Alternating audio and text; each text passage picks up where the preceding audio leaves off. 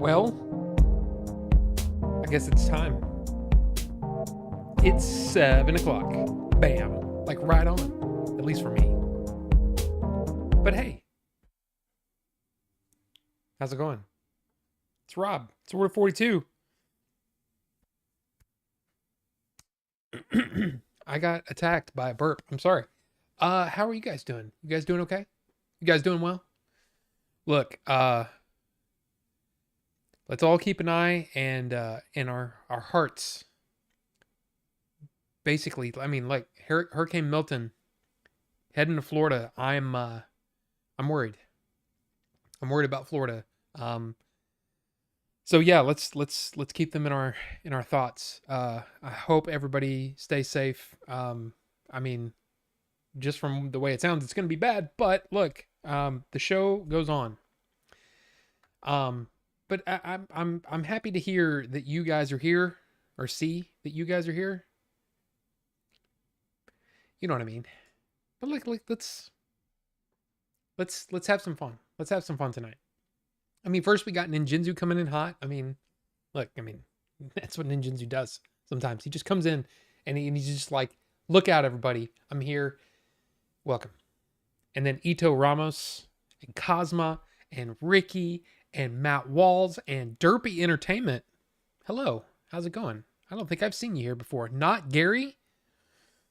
Wow, your dad's down in Florida dealing with that. Oh man, not Gary. I'm so sorry to hear that, and I'm hoping for the best. Hoping for the best because wow, I mean it's just like my gosh. But look, here's the thing. Uh it's been a weird week. Um I don't know about you guys, but I've had like allergy problems. I've had trouble sleeping. My eye keeps twitching, especially after today. Yeah, I don't know if anybody follows Jay, old Shady Jay, on the Twitter X, but he posted something. Uh, yeah, Shozama, welcome, good to see you. But yeah, it's been a weird week. Um, I didn't get to see the Joker or Joker 2, Joker Folie à Deux. But you know, hey, here's the hey, I mean, it looks like, just from what it looks like, Ito Ramos is the only person in the chat that went and saw Joker Folie Adieu, and he actually loved it. I mean, I'm happy to hear that. It's weird how you got Horizon, an American Saga, you got Megalopolis, and you got Joker Folie Adieu. Three movies where the directors have had basically carte blanche to do whatever they want. Uh, in the case of Joker, uh, I mean, he was able to do all that on the studio's dime. But Kevin Costner put in a bunch of money for Horizon. Of course, Francis Ford Coppola put in a bunch of money for Megalopolis, and none of them have really been a success. So it's a strange situation that we find ourselves in. It's like I feel like a lot of people we're clamoring for brand new content. We're clamoring for something that's not an IP, something new, something fresh. And we get stuff, and then it doesn't do well. Now, I mean, Joker is of course a sequel to the uh you know, Joker Folie Adieu is a sequel, but it's still I mean, man, people are all over the place on that one, calling it the worst movie they've ever seen. I mean, there's people. Here's the weird thing. You look at the Rotten Tomatoes, like the cinema score, right? And those are verified, but right, those are people that have. This isn't like a situation where people just go in there and they can just vote on it and they can downvote it or whatever into oblivion. No, this is a situation where these are supposedly people who have gone to see it, and it's got a lower cinema score rating than Madam Web. That's something. But it's I'm interested. I was less interested like last week. I was like, I don't care. I don't care about Joker. I just don't care about it. But now hearing how polarizing it is, I want to see it now. So I might go see it this week. I don't know. But this week has just been weird. It's just been weird. Question for Rob: why a chip, and what chip is it? Well, it was basically I was like, I got to get the stream set up, but I have to eat. So that was a chip. That was a cheddar and sour cream ruffle. I was going to say Ruffles, but it's only one of them. Yeah, it's a Ruffles brand chip that I had to put in my face. So there you go. I hope everything is okay now. Let's see what else. Yeah, some footage. Yeah, I want to show you some new toy I got. Didn't watch Joker 2.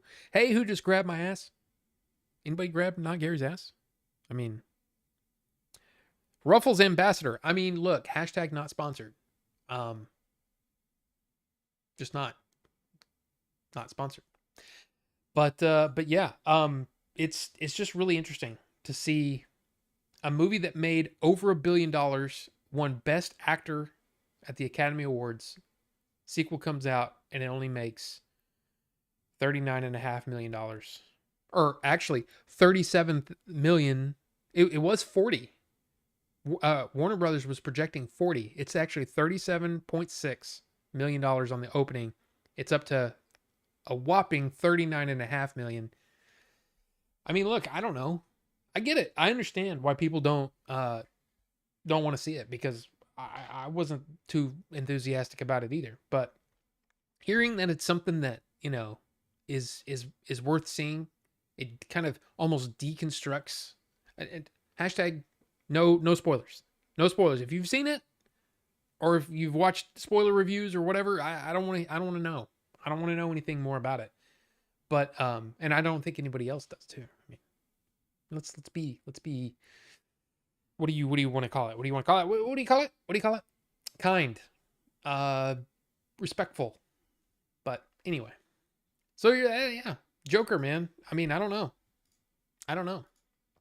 You got 8%.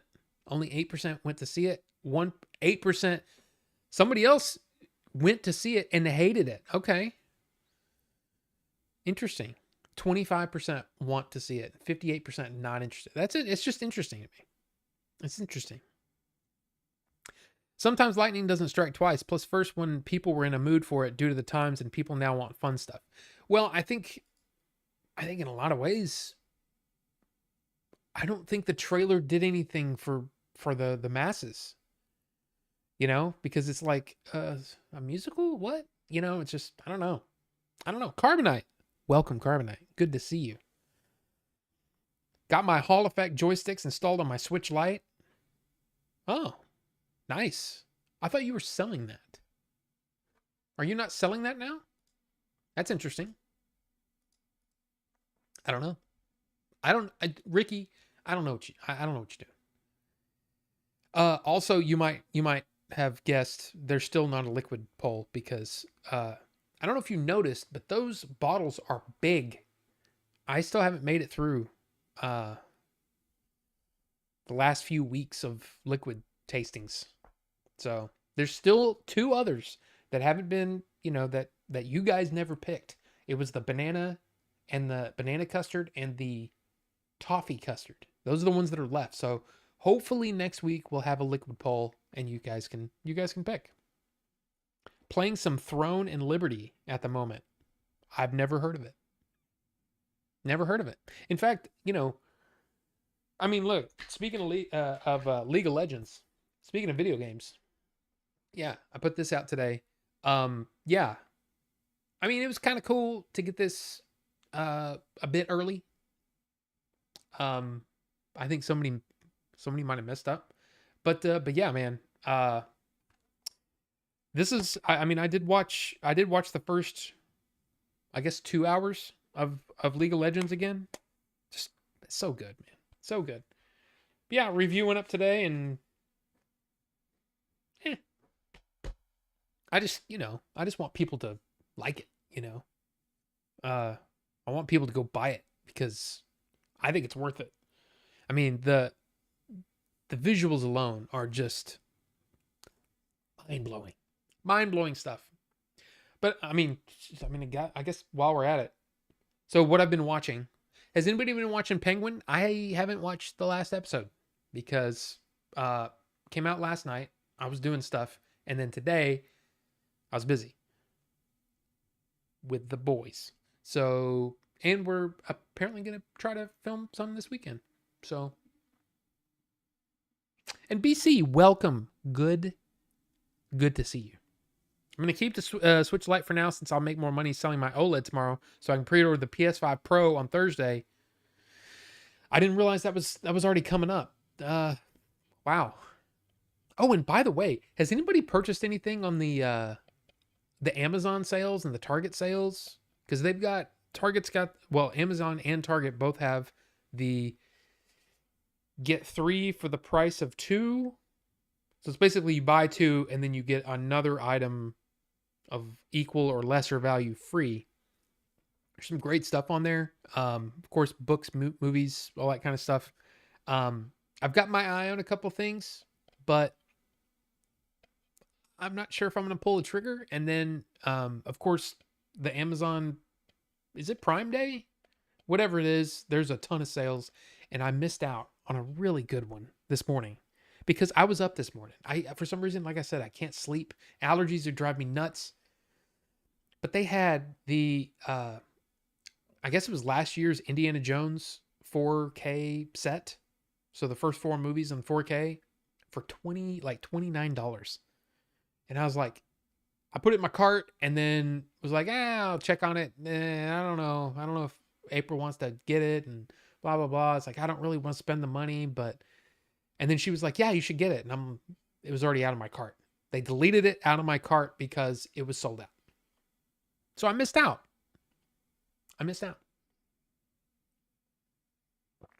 The Amazon sale sucks. It keeps sending me notifications for stuff that's not any cheaper than normal. Really?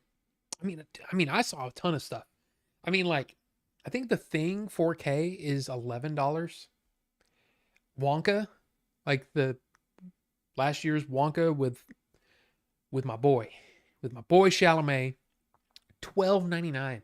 The original Dune in 4K for $10.99. It's like it's crazy. I mean, a lot of that stuff I already have. I don't have Wonka, but it's kind of hard for me to justify buying Wonka because I did watch it recently on HBO Max, and it's kind of like I don't know when I'm gonna watch it again, so I might not get it.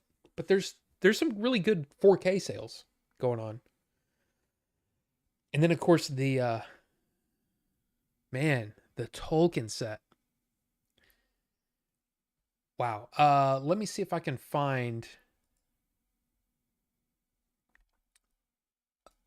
Where do I go? Where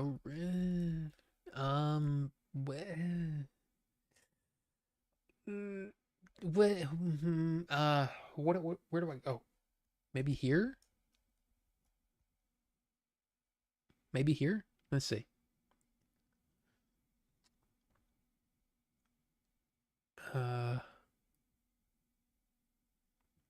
Okay, a lot of pictures, but not of the one that I wanted to show you. Holy crap, a lot of pictures. Why aren't the pictures coming up? Why not? Oh, there we go. Okay. Is this? Yeah. Yeah. Man. I mean, look, this set is it's just freaking gorgeous. I cannot justify. I mean, look at this. I can't justify buying this. But it is so pretty. I mean, and each one comes with a print. Look at that. The kind of the painting on the side. Oh man. That's on the inside of the box. Those are the prints of the prints that are on the kind of inset on the front cover. It's just man, it's just a really really nice set. I just like I said, can't justify another Lord of the Rings set.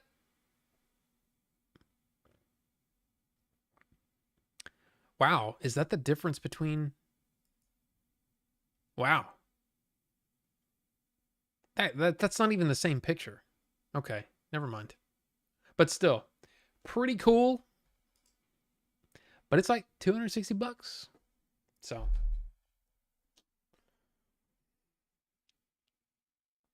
haven't seen the last episode of Penguin, but I love the show. Yeah, I mean, I think it's just an amazing, amazing show.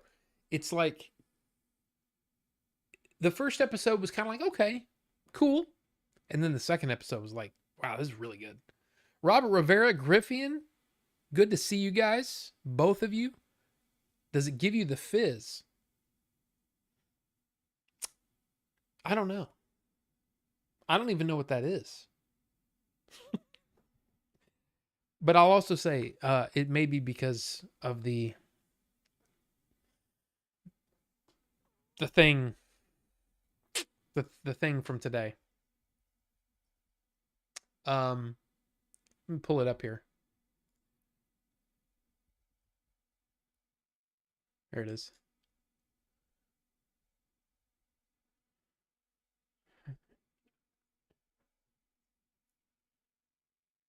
The fizz equals good feels inside your mind. I mean, okay, yes, but at the same time, it's almost like it's hard. It's hard to justify spending that kind of money on something that basically is just another version of what you have. But yeah,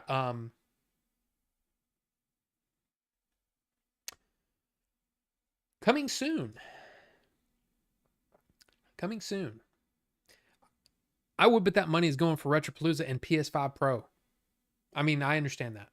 I understand that. And I honestly, I'm kind of thinking that I might sell my Xbox. Because I bought it. It's, mine. It's not ours. It's mine. She never plays it. Never plays it. And I have found myself playing it less and less. So I don't know. At the very least, I probably need to go ahead and get rid of Game Pass. Because I'm just not playing enough games to warrant the $20 a month or whatever it is. So, does Clerks 2 accurately describe Lord of the Rings? LOL. I mean, it does. I actually love that scene. I thought it was really funny.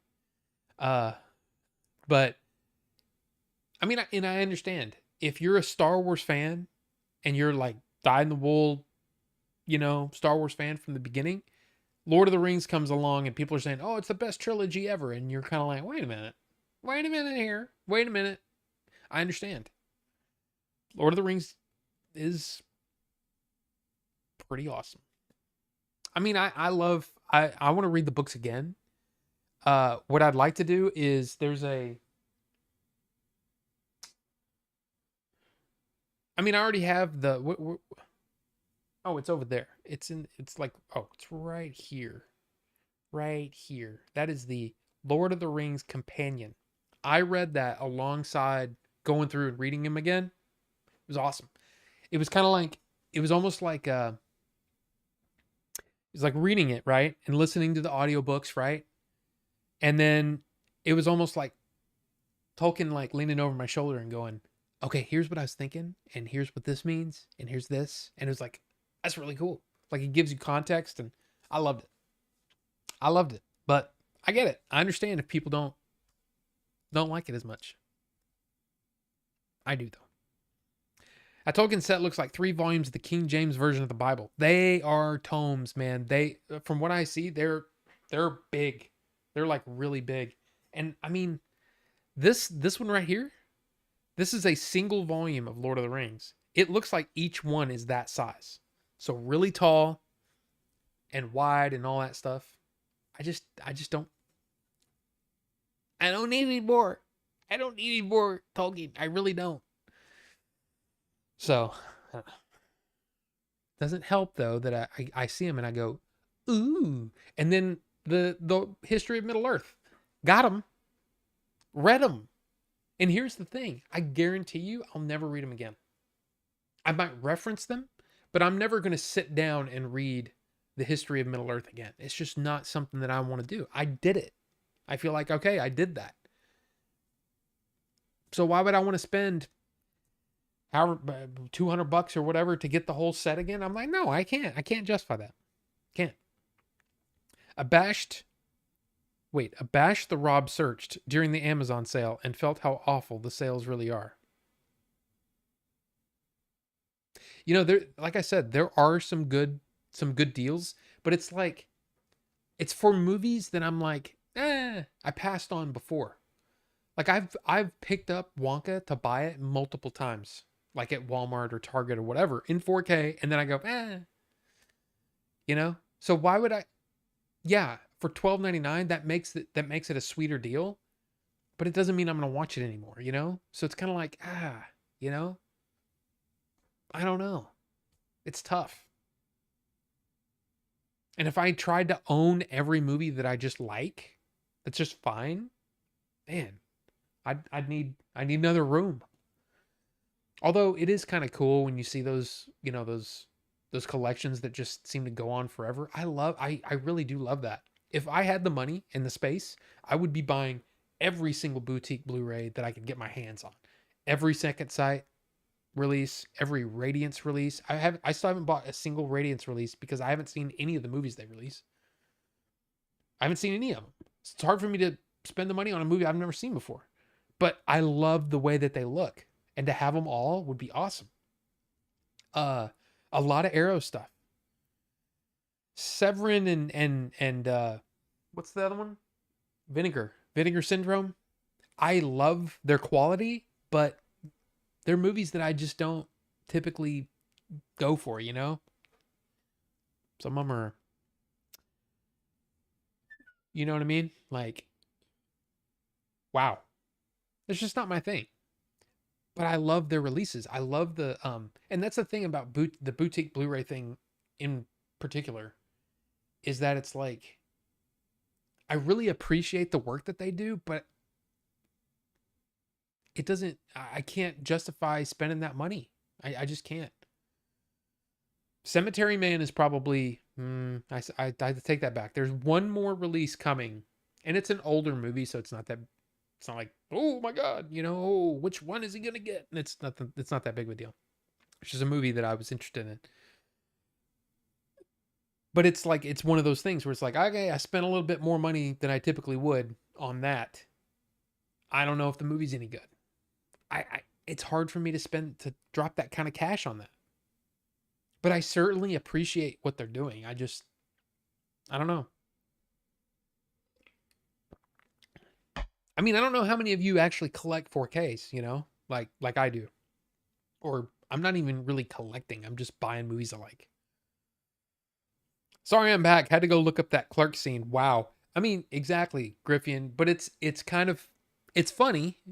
It's pretty accurate, but it's also, you know, it's sort of a little bit narrow-minded, you know, especially if you've read all of Tolkien. But I get it. I get it, man. If you're a Star Wars fan, that's what it might seem like to you. But there you go. I couldn't think of anything to match the Crows. I bashed the devil stood. Well, Ricky, I mean, you got close, and that's all that matters. That's all that matters, buddy. You know, Goobins, right? Goobins, Billy. I don't even have a 4K TV. Really? Okay. Well, I mean, that's the thing. It's still, for me, it was always like I didn't have a 1080p TV, but I was still trying to buy as many Blu-rays I had at the time, or I could, because it was like, I know that when I do get it, man, it's going to look really good. I don't know if you're even a movie buyer. Some people are like, I'm just a digital only kind of streaming kind of guy, and that's fine, you know. But those of us that are, you know, obsessed, that's a thing.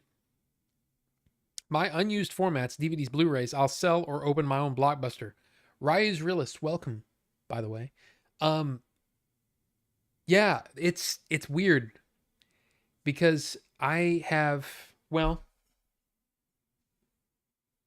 those two boxes are full of either DVDs that are already up here that I replaced Blu-ray or 4K, or they're like old TV, you know, TV sets that I don't care to display, and it's not like my wife. They're my wife's stuff, and she doesn't watch anything on disc anymore.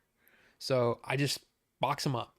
And there's another box right here that's getting filled up of stuff over here that I haven't talked about yet. So, which you can't see, but it's right there. So, I mean, look, it's a weird thing. It's a weird thing. The real question is, who on here is still riding the VHS collection? Now, see, that's a weird thing. I get it because it like sort of, it reminds you of your childhood, like almost directly, or of those times. But man, I just can't. I cannot. I don't have, the only VHS that I still have are my 2 or 3. I think I have 3. I can't remember. I have at least 2 copies of the Star Wars trilogy, the original Star Wars trilogy. I think one is special edition and one is the widescreen pre-special edition. And it's a cool set. I've shown it off before. You guys want to see it? I kind of want to show it off because it's cool. It's like a really cool set. Oh, please don't type anything over. Oh God. Oh God. Oh God. I failed. I failed miserably. Okay, I only have one. I have the widescreen special edition. And good thing I didn't break anything. Because holy crap, that would piss me off. Okay. You're talking about widescreen VHS, baby. Hell yeah.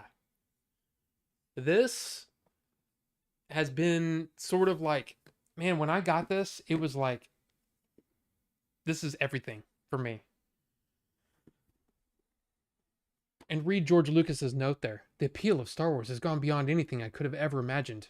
I am pleased that for the final video release of Star Wars in its original version, we can present it with the best sound and picture quality yet available thanks to the THX digital mastering. This widescreen edition also reproduces the Panavision format of the original theatrical releases, providing an extraordinary video experience. In the years to come, I hope you, your children, and your children's children will enjoy not only this trilogy, but also the adventures yet to come in the continually unfolding Star Wars universe. From 1995. You see that? 1995. It's just a really pretty set. But this is the Faces. They call this the Faces release because of Faces. But these are all in widescreen. And I don't think, yeah, there's nothing else in here. It's just the movies. But yeah. Yeah.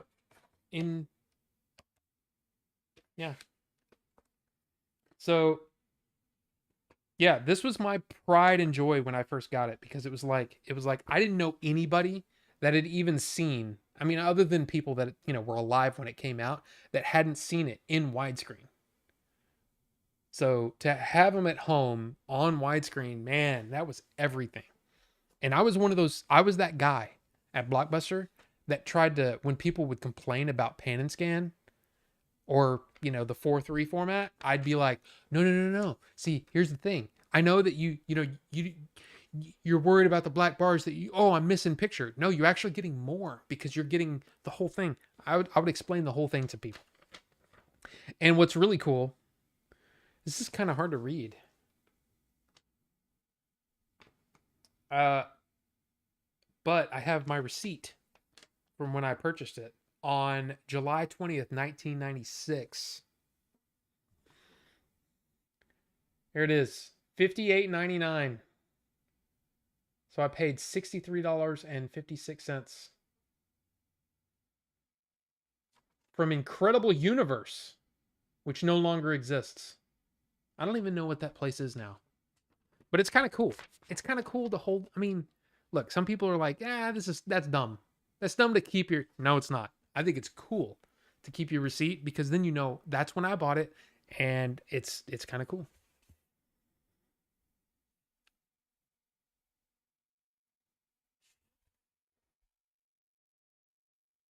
Is that the like? Were these individually numbered? I don't know. All I know is mine are in pristine condition. So I don't know how much this sucker's worth. It's probably worth at least $30. It's cool though. It's a cool set. Um, let's see. Go back. Did you go back? Go back. Go back. I didn't have a VCR and bought tapes before I got a VCR. Then did the same with DVD. So I had a good collection when I had the players. There was something really cool about that. I mean, I know exactly what you're saying because when I got that first 1080p TV, I was watching everything, and I was like, "Oh, look at that," you know. But it really, the weird thing about it is that it really hit home when you're watching stuff you've never seen before in this like great quality. You know what I mean? Because you don't. I didn't pop in movies and watch the whole thing. I would watch scenes, you know? And it's the same thing when I got this player. I was just watching scenes and kind of going, oh, yeah, that's cool. But then the one that really kind of, dude, knocked me on my ass was Blade Runner 2049. It looked amazing. It sounded amazing. Yeah. You know that feeling, uh, that feeling when you're peeing and then you stop midstream and it's kind of a kind of a like a tingly feeling that you get and you almost get chills. Yeah, it's that feeling all over my body. Rob, that's whatever you just described is a problem. Look, I love my movies, man. But it was awesome. 2049 is awesome. Beetlejuice 2 on VOD already. I don't understand it either. I mean, it's like I think they should go back to 90 day, man. They need to go back to 90 day. Because when did Beetlejuice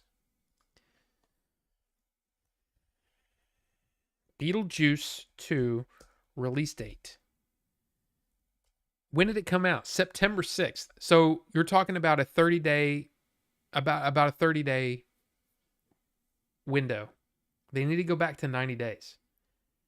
Because there's so many people that if they think that they're just going to, all they're going to do is wait a couple of days and it'll be on streaming. Screw that, man. Get your ass off the couch and go to the theater if you want to see that. That's how I look at it. I understand there's going to be people that disagree with that. But man, I just don't get it. Why do they leave money on the table like that? Why?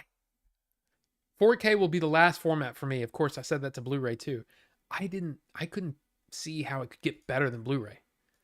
Because I remember I'm trying to remember what movie it was. I think it was Casino Royale, the more recent one. Not the old one, but I think I'm trying to remember what I was comparing.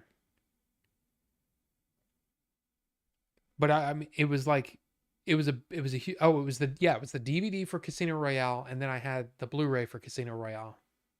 And when I put it in, it was like, oh my god, look at the difference. The difference is amazing. And then like being able to even the stuff that was bokeh, right? All the stuff in the background that's kind of out of focus, even that looked better and cleaner, and just the way everything moved, it looked so much better. The one that I did for 4K was I had the Blu-ray of Jaws, and then I just purchased the 4K of Jaws and looked at that and I was like, okay, that's insane. And then on top of that, I had the digital copy of Jaws and flipped between the digital copy and the disc, and it still looked better. And it wasn't even that impressive of a scene, but it's the scene where it's toward the beginning where Roy Scheider is kind of running down a street and he's running next to a white picket fence. And the way that white picket fence moves in 24 frames per second it looked so much better on the disc than it did on the stream on my digital copy. Is it one of those things that everybody's going to be like, "Oh my god, look at that." No, but for me it was like I like that I know I have the best version that I can get. So when 8K comes out, will it even be, cuz I mean, look, I mean the going from VHS to DVD was like, "Oh my god," anybody could see the difference there. The clarity. But going from 4K to 8K, I don't see it being that impressive. It's probably going to be more impressive for travel kind of stuff, But when it comes to just movies and stuff, I don't think it's going to be a big thing. Wish I still kept my VHS, had some good horror big box tapes. Carbonite. I'll tell you this. Yeah, I kind of wish I had some too. There's going to be a point, hopefully, within our lifetime, where we might need some of those for a movie that we're going to make. So I don't know how we're going to do it, but it's going to be kind of fun to search them out. I tend to watch Phil. Welcome, Phil. It's been a while. It's good to see you. I was talking about you. Was it last week or the week before? I can't remember. I don't remember what we talked about. But I remember that you came up. The subject of Phil came up. Oh, it was Tinker Tailor Soldier Spy. Because I bought the 4K for that. Not the really good big bad special edition type thing that you got. I got the Kino Lorber 4K set or 4K disc. It's good. I love it. It's good. Good movie. I intend to watch Joker 2 this weekend, doing a doubleheader of Joker at 10 a.m. and Salem's Lot at 13.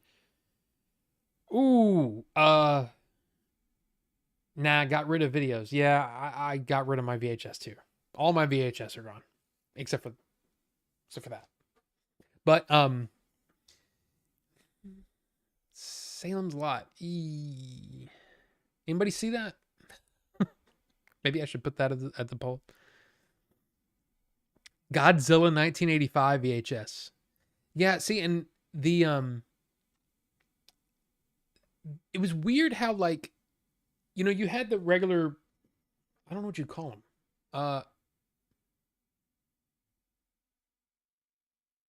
Slipcase?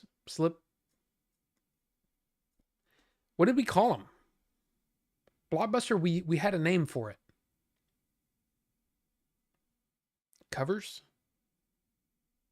But there was, so you had those, right? They're just a slip-on, cover for the VHS. And then you had the more Blockbuster style where it had kind of a snappy case. And then there was another cardboard case that was bigger. It was much bigger than that. And it wasn't like a clamshell. It was literally a bigger box.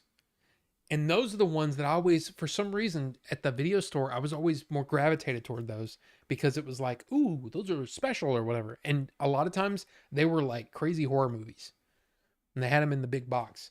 And of course, I think, if I'm not mistaken, some porn came that way too, in the bigger box. But anyway, none of the video stores that my parents let me go to had porn at all. It was all very family friendly. Actually, I say that there was the video library that, in fact, that whatever Game Chasers video that was when we were kind of going through, where we were kind of grew up and stuff.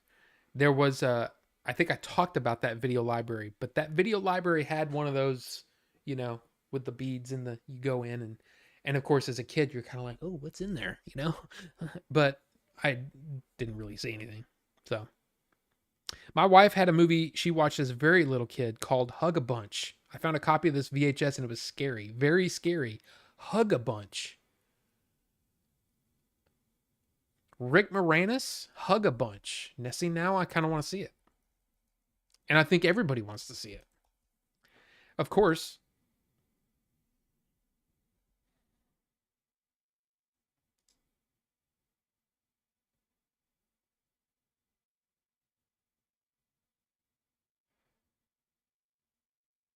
Oh my God.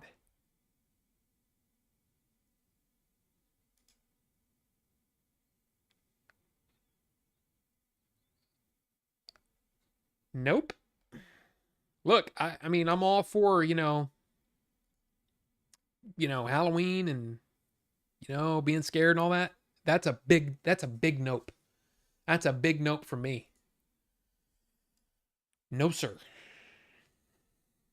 Scary in a crazy kid movie sort of way. Well, yeah, of course, but no,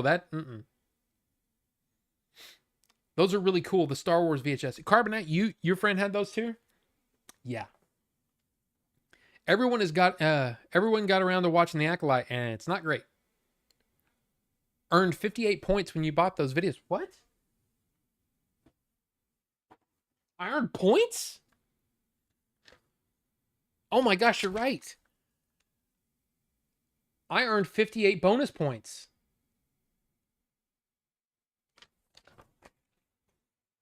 Too bad Incredible Universe doesn't exist anymore.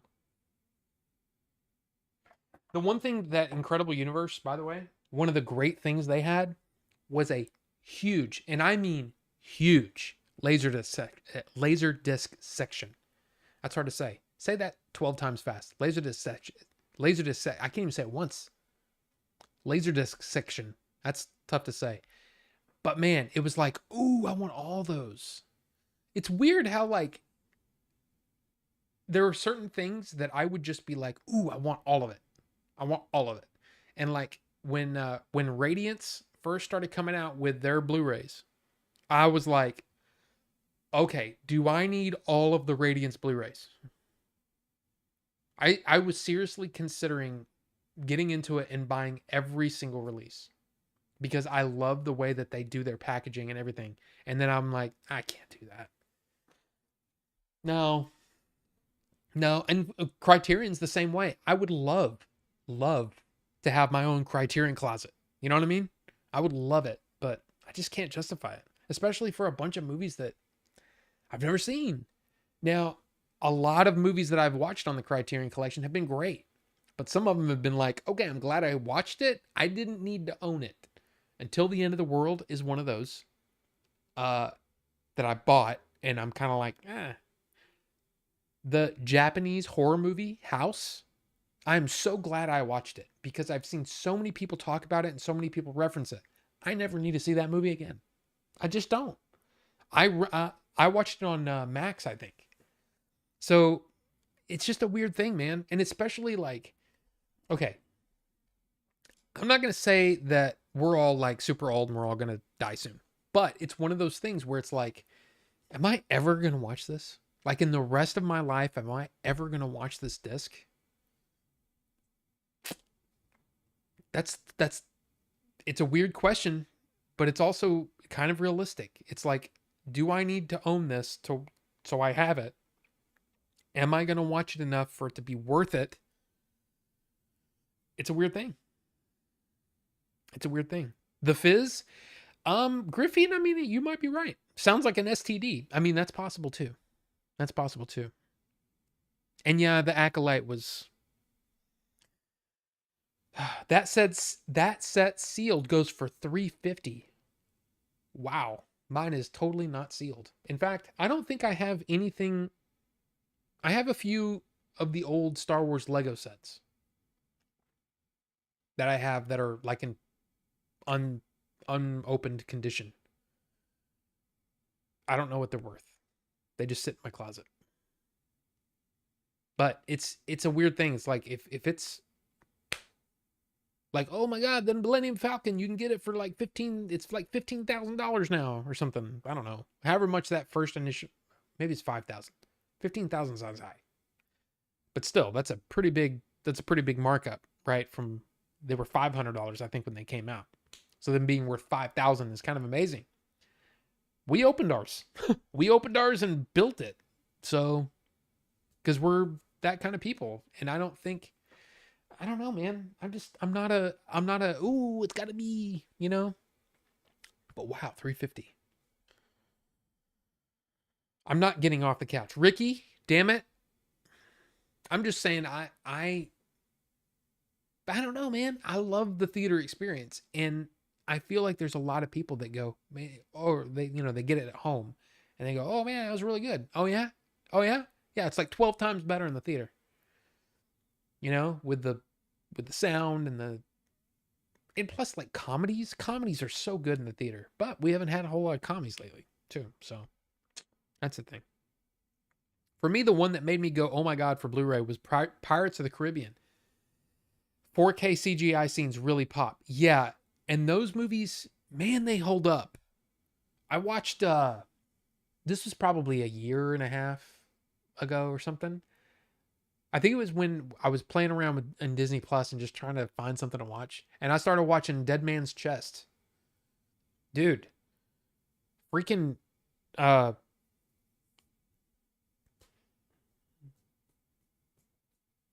what's his name? The bad guy. Octopus guy. What's his name? Davy Jones. Sorry. That's pretty quick. Yeah, Davy Jones still holds up. Looks insane. He still looks good. It's weird. Dr. Octopus. That's not correct. I was right about that Godzilla -1. They're not doing what they released in Japan. Well, I mean, you can still get those Pixel. Pixel. Hey, Pixel, how's it going? Yeah,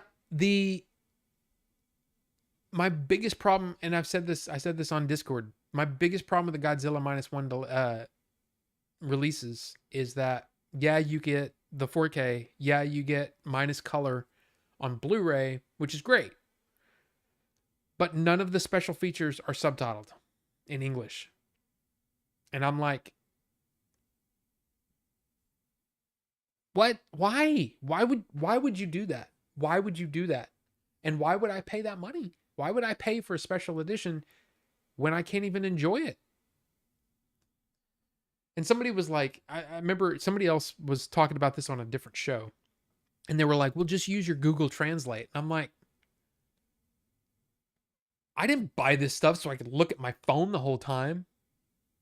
Get out of here. Get out of here with that. You don't give me and that's the thing about this. Because as you know, or you may not know this, most of you probably didn't even watch the review, which is fine. It's no big deal. It's no big deal. Don't worry about it. It's no big deal. Anyway, so Riot Games, right? League of Legends in America, right? League of Legends. The animation house that did all the animation for this is called Fortiche, and they are in France, and they speak France language, which is French. Probably didn't know that people in France, most of them speak French. Huh? Anyway, yeah, everything is subtitled, not just the French parts. It's hard to find special features that are subtitled, like across the board. They don't do it, and it's irritating. The fact that each and every word spoken on the special features is subtitled, that is a bonus. It's part of the reason why I enjoyed it so much. French speaking Gubin,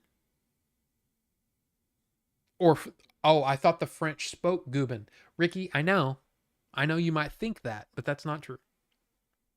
Do the Gubin speak? I don't know. Would be interesting. But yeah, Phil, is that what you meant about the they're not doing what they released in Japan? Is that what you mean, or what did you mean? What do you explain yourself, sir? Please.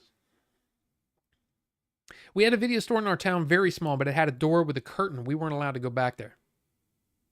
Yeah, I mean, like I said, I only went to one that had that area, the special area, the special superhero area. Yeah, I wasn't allowed back there, of course, and because I would think I was like 8 or something, and it had the beads. And What was to me what was more interesting is looking at the people back there. Like what are they? I don't know, man. When you go back there, I never did it, because I wasn't old enough. And by the time that I grew up, where I was old enough to rent some of those things, I never did that. So it just makes me wonder the psychology of the person that says, I'm going back there and I'm gonna rent something. And then go up to the thing and go, hey, here's this thing that I'm gonna go take home. I'm gonna take home. I'm gonna watch it and I'm gonna jerk it to it. Like, what other reason that would you be renting this? Like, it's a weird thing to me. Like, I can't understand it. For a complete stranger to go, this is the one that I picked to jerk off to. It's weird to me. I don't know. They might have had a folder of porn you had to ask the girl working there for. Kind of embarrassing. Ooh, your Blockbuster had lots of. Oh, soft porn's different. And I'm like I said, I like when people would come up and rent that stuff. I just beep beep beep, and I just go on. I'd go. This one's dude. I wouldn't like a lot of times. You're supposed to say the names. You know, you're supposed to say.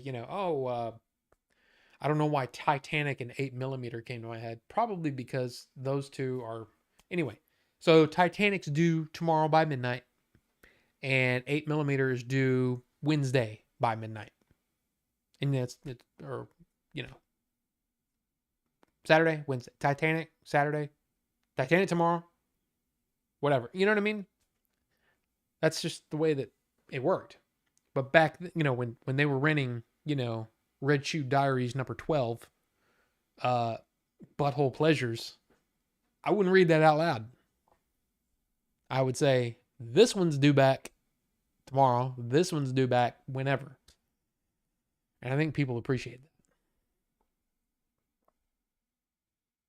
I don't know if there was ever a Red Shoe Diaries 12 Butthole Pleasures. Anyway, what's going on tonight? Is this what happens when we don't have topics? Anyway, you're buying art and passing it on, ensuring it through the ages. Yeah, yeah. I mean, I hope so. Here's the thing. I don't have children. So I hope that whoever does end up with my collection, I hope that they at least can appreciate it instead of just putting it out at a garage sale. Like, I hope they have the wherewithal to at least look it up and see what it's worth and go, oh, this one's actually worth quite a bit.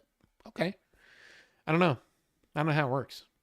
My Criterion Collection. Come and see 1984. Terry Gilliam, The Adventures of Baron Munchausen, and 12 Angry Men. They were expensive. I've seen Come and See. I own that. That was quite a watch. 1984. I've never seen the movie for the book. Never seen the movie. Adventures of Baron Munchausen. I haven't seen that. I want to see it though because it's Terry Gilliam. I like Terry Gilliam. 12 Angry Men. Awesome movie. But Phil, there's I can't remember his name. Elliot something. Elliot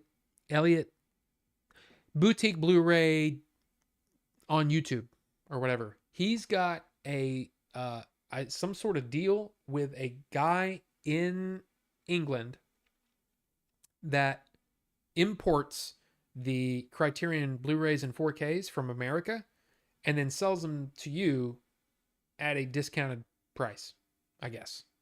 So you might want to look into that. If you're interested in Criterion, you may be like, I don't want any of that fancy pants art films. I don't know. But it's one of those things where it's like, I've looked at the place or the site and I'm like, oh, they have good stuff. I have no idea how much that really is because I don't know the conversion and didn't take the time to figure it out. But hey, might be something to look into if you're interested. I shouldn't have to use Google Translate for special features on a movie I paid for that was released in America. I agree. It's the same going there, the other way too. There's plenty of movies. And actually, I don't know if that's true. I know in a lot of cases the movie is going to be in a ton of languages, but I don't know if the special features are. I'm not sure. Anyway. I digged into it, Rob, asked a mate and a fellow media collector who lives in Japan that -1 release is exclusively for Japan and won't ever get an English release. Well, poop on them. Poop on their faces and rub it in their hair and make it where they actually have to blow it out of their nose. There's something wrong with me tonight, I think. That 3-disc gorgeous set you showed off, that is not getting an English release. You know, the box, the look. Oh, yeah. Well, there's... Wait a minute. Hold on. Let's see if I can find it.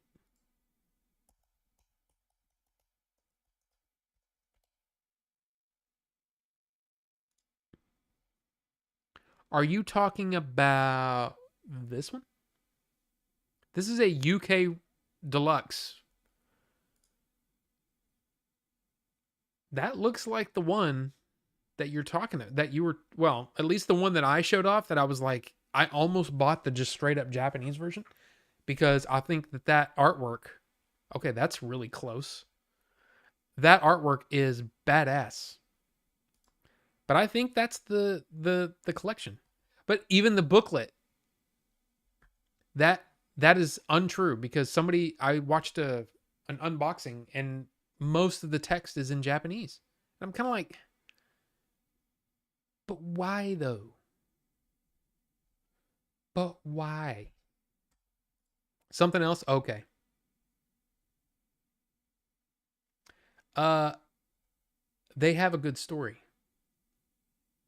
Oh. Better than some movies today. For the story, you're talking about the going through the beats thing? Men in Long 2, the KY connection. Backdoor Sluts 9 makes Crotch Gapers 3 look like Naughty Nurses 2. I wonder if this is going to get claimed because of that. Because, yeah, a couple of weeks ago, one of my things got claimed, and I'm not.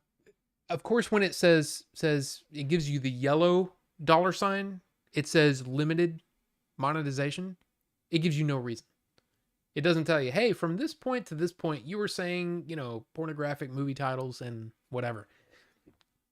Usually doesn't say that. It just says, advertisers don't want to advertise on this video. And I'm like, but why? What'd I do?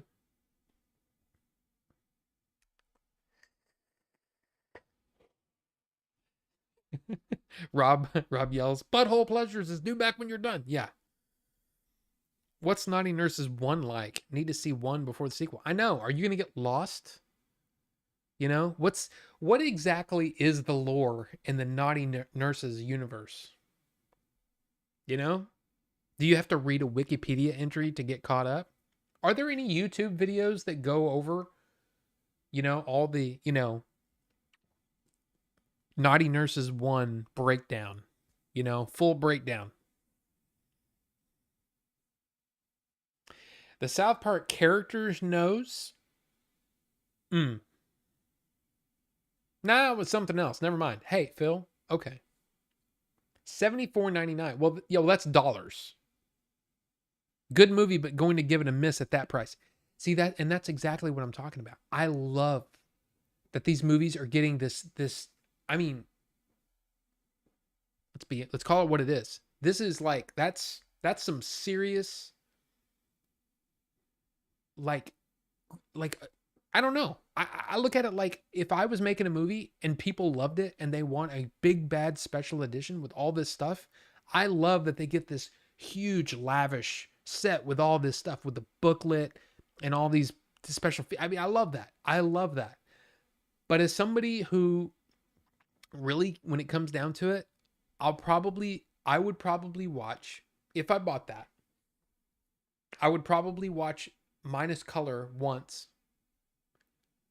And I'd probably watch -1, maybe 2 or 3 more times. It's hard for me to justify spending 75 American dollars on that. But then again, I spent $60 on freaking Cemetery Man. And I thought, meh, it's a meh for me. That movie is just a 100% meh. It's fine. And that actress was... But other than that,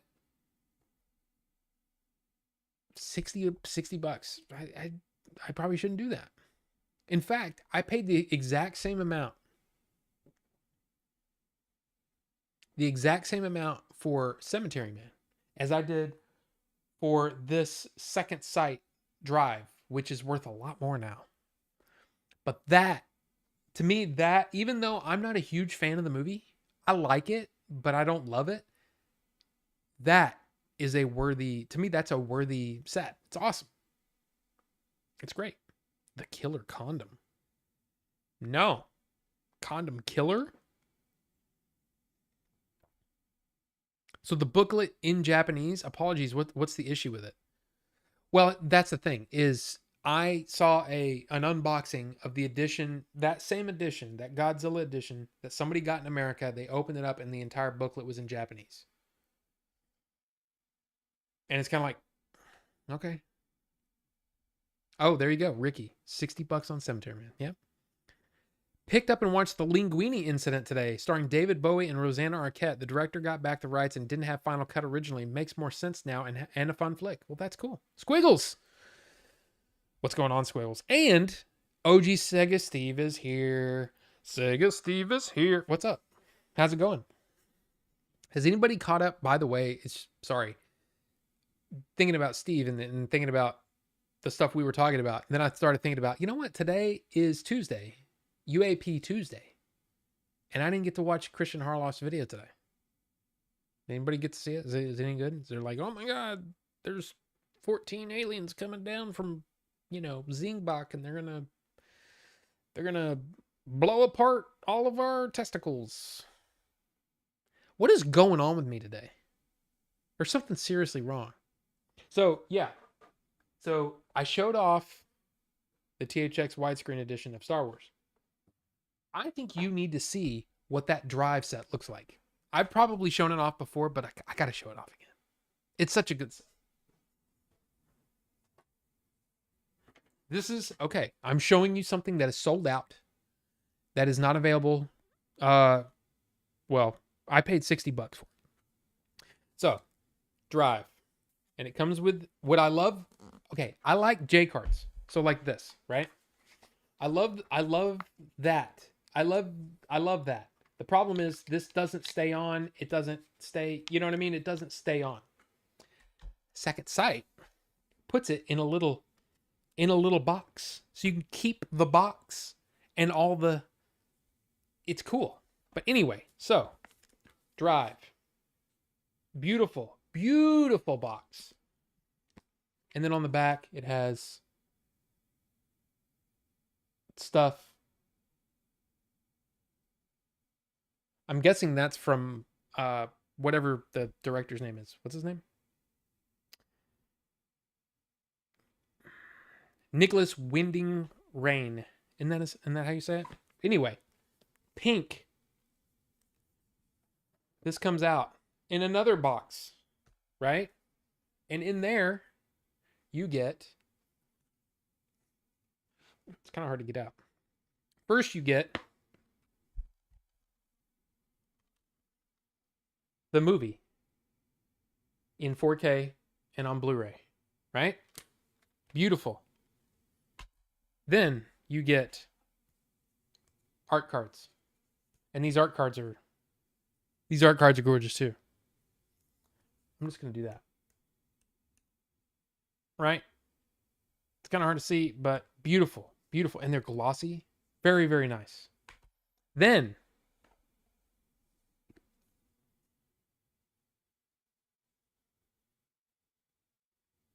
a book. And this book has storyboards, like storyboards, essays, the normal stuff. But it's a hardback, thick-ass book, which is awesome. How many pages is it? Let me see. 237 pages in this. That's amazing. And then the last thing is, this is the short story or the book that the movie was based on. You get the whole book. I still need to read this because Drive is one of those movies that is really, really interesting to me.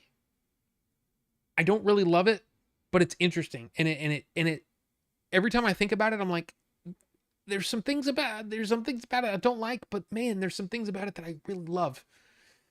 And I want to know I want to know what started it.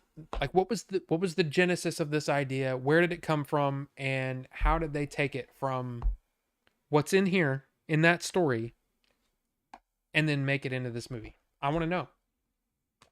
So anyway, this is Second Sight. And apparently every one of their special edition sets are like this, where they're just gorgeous. But this is one movie.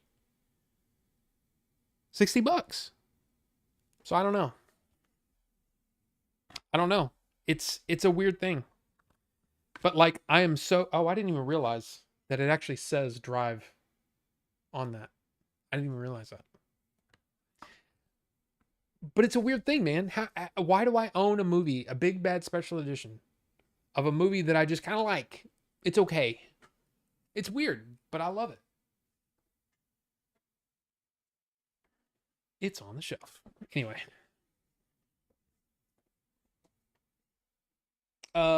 Let's see. What did I miss? The Hell with Naughty Nurses. Goobins is far more traumatizing and erotic. It's like hentai feebles. Billy, are you listening? Do we need to do that? What the F is Cemetery Man? Is it one of those Italian horrors? It is. It is. It's. Do I have it handy? It's probably on the back.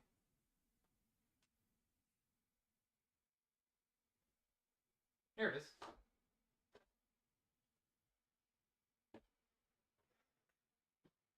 Della Morte dell'Amore. But the movie in America was released as Cemetery Man. With Rupert Everett. And like I said, it's fine. It's fine. But this is the only, as far as I know, yeah, I'm pretty sure this is the only Severin release that I have. But it is a beautiful box. The booklet is really nice. It's just a really nice edition. I probably should have just bought the regular edition of it. Anyway. Every day is UAP day. Let's be real. I started UAP Tuesday, didn't finish it. Okay. On Godzilla, right. Okay, well, that's decided it for me. Giving it a miss, and we'll get the standard disc. I mean, look. I just don't get it. I don't understand why you would do that. I've seen this drive set in a store here in the UK. £100 plus. Wow. Yeah, I mean, I looked it up not too long ago, and it was pretty damn expensive. Let's see. Drive Second Sight 4K. Wow. 240, 180.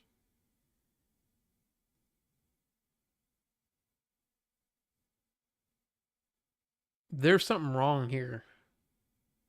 Either that or they just, I don't know. 250.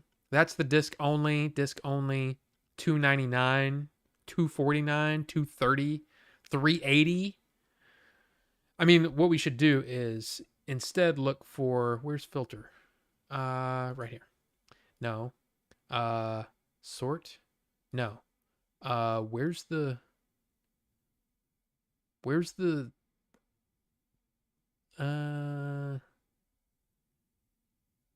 here we go. Show only. Sold and completed. 200. Best after. Okay. So we're looking at least for America, we're looking at $200. Wow. That's crazy. And I paid $60 for it. So maybe we should all be buying every Second Sight release, whether it's a movie that you want or not, and just keep it. Just keep it sealed. Because holy crap. Drive is a special thing though, because Drive, man, there's some people that are just like it seemed like everybody that worked on Adventures in Game Chasing thought that Drive was the best movie they've ever seen, period. Like it's, you know what I mean? So like people, there were some, wow. Goobins versus Famelian Requiem. I mean, maybe. When you understand that Goobins are penis-shaped demons, it makes the Famelian Requiem far more interesting. Goobalian. All that Drive merchandising. I know. Cemetery Man sounds like a Dario Argento thing. Apparently the director of this, Michael Soavi, was Dario Argento's like protege. So this is a very Dario feeling kind of movie.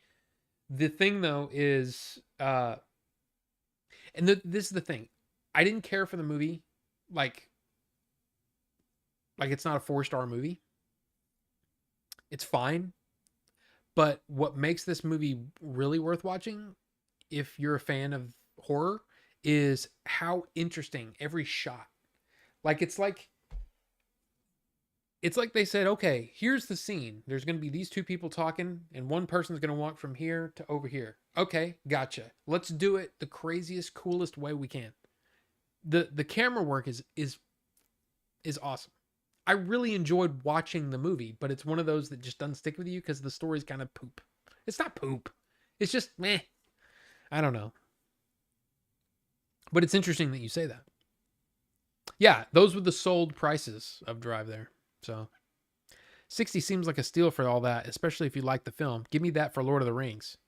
Well, you know, they just released or the 4K set on Amazon, which is not like the big bad crazy whatever. But still, the extended editions of Lord of the Rings on 4K for $50. That's a pretty good deal. But hashtag not sponsored yet again. But let's see. What do we want to do now? What do you guys want to do? Should I show off my new toy? So this is going to be something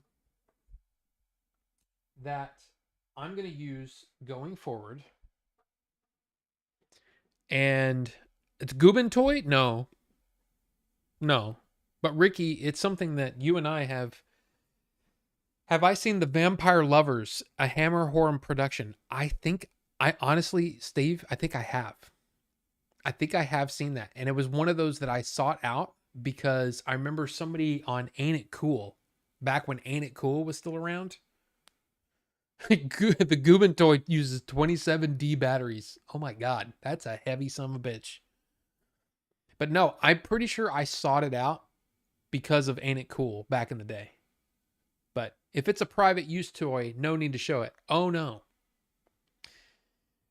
But it just, kind of makes me wish Wraith was here. But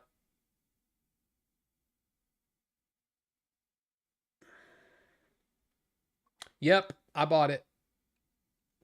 The Osmo Pocket 3. And it's awesome. It's so freaking cool. What's really cool about it is I love the tracking. I love the fact that it flips around, and it's just freaking cool, man. It's just freaking cool.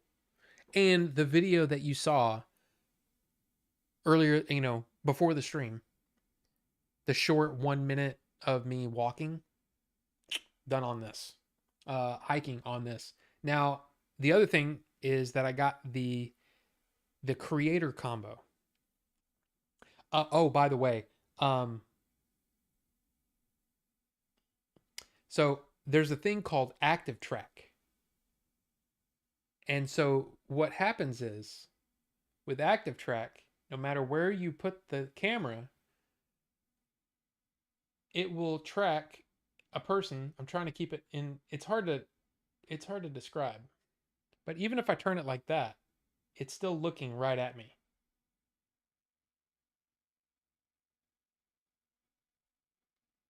You see it? It's still looking at me. So that comes in handy. It's pretty cool. Let's see. I got the creator combo, which comes with first up, it comes in a nice little carrying case, right?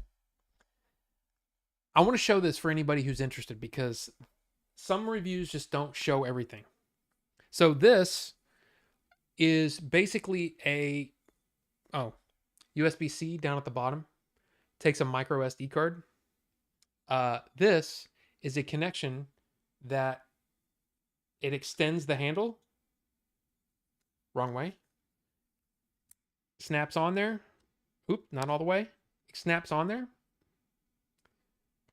1/4-inch thread, so you can put it on a tripod. So nice. But it also comes with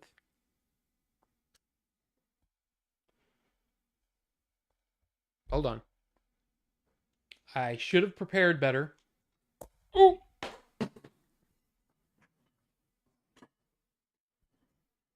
An extended grip that's also a battery.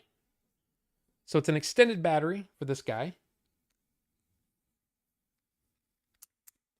Right?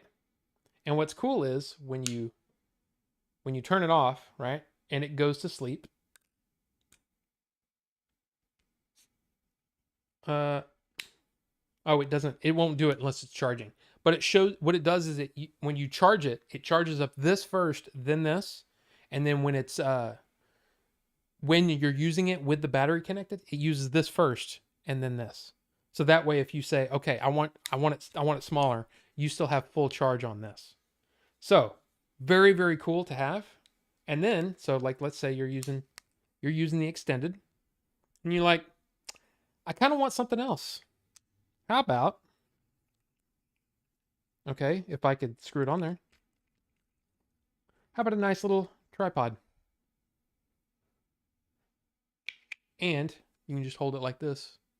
So you can kind of hold it a little further away from you. It's pretty cool. Pretty cool little setup. And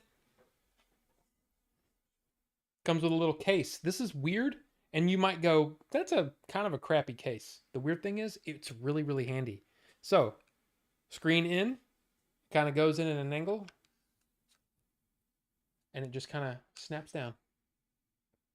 Keeps the screen protected. Of course, this flips around to where the lens is protected. And there you go. Now I was walking around with this today, just in my back pocket. Just put this in my back pocket like that. But it also comes, I know, hashtag not sponsored. But it also comes with a DJI mic. Now what's cool about this is you can clip it on something, or it's got this crazy freaking strong battery that you can just, bam. And then of course, oh, you're outside and it's windy. Okay, well. How does it go on there? Like so. Got your little dead cat on there. So if it's windy, it'll help with the wind noise. It does snap on there, but it's hard to do when you're not looking at it. And then a mic muff wig. What's kind of cool about the case is that it also has a place for it. So you can just, okay. It snapped on there earlier. Ah, there it goes. Bam. So you can just, if you wanted to, you could just point that at people or whatever. I don't know. But there it is all together. And then, let's see what else we got in here. Oh, a wrist strap and a USB-C cable. But all I'm saying is, yeah, I'm going to be using the crap out of this. Come Retropalooza time, yeah, I'm going to be using this. Because it's awesome. Here, let me do this. Let me take this out. There we go. And then this. I wonder why that's having such a problem getting in there.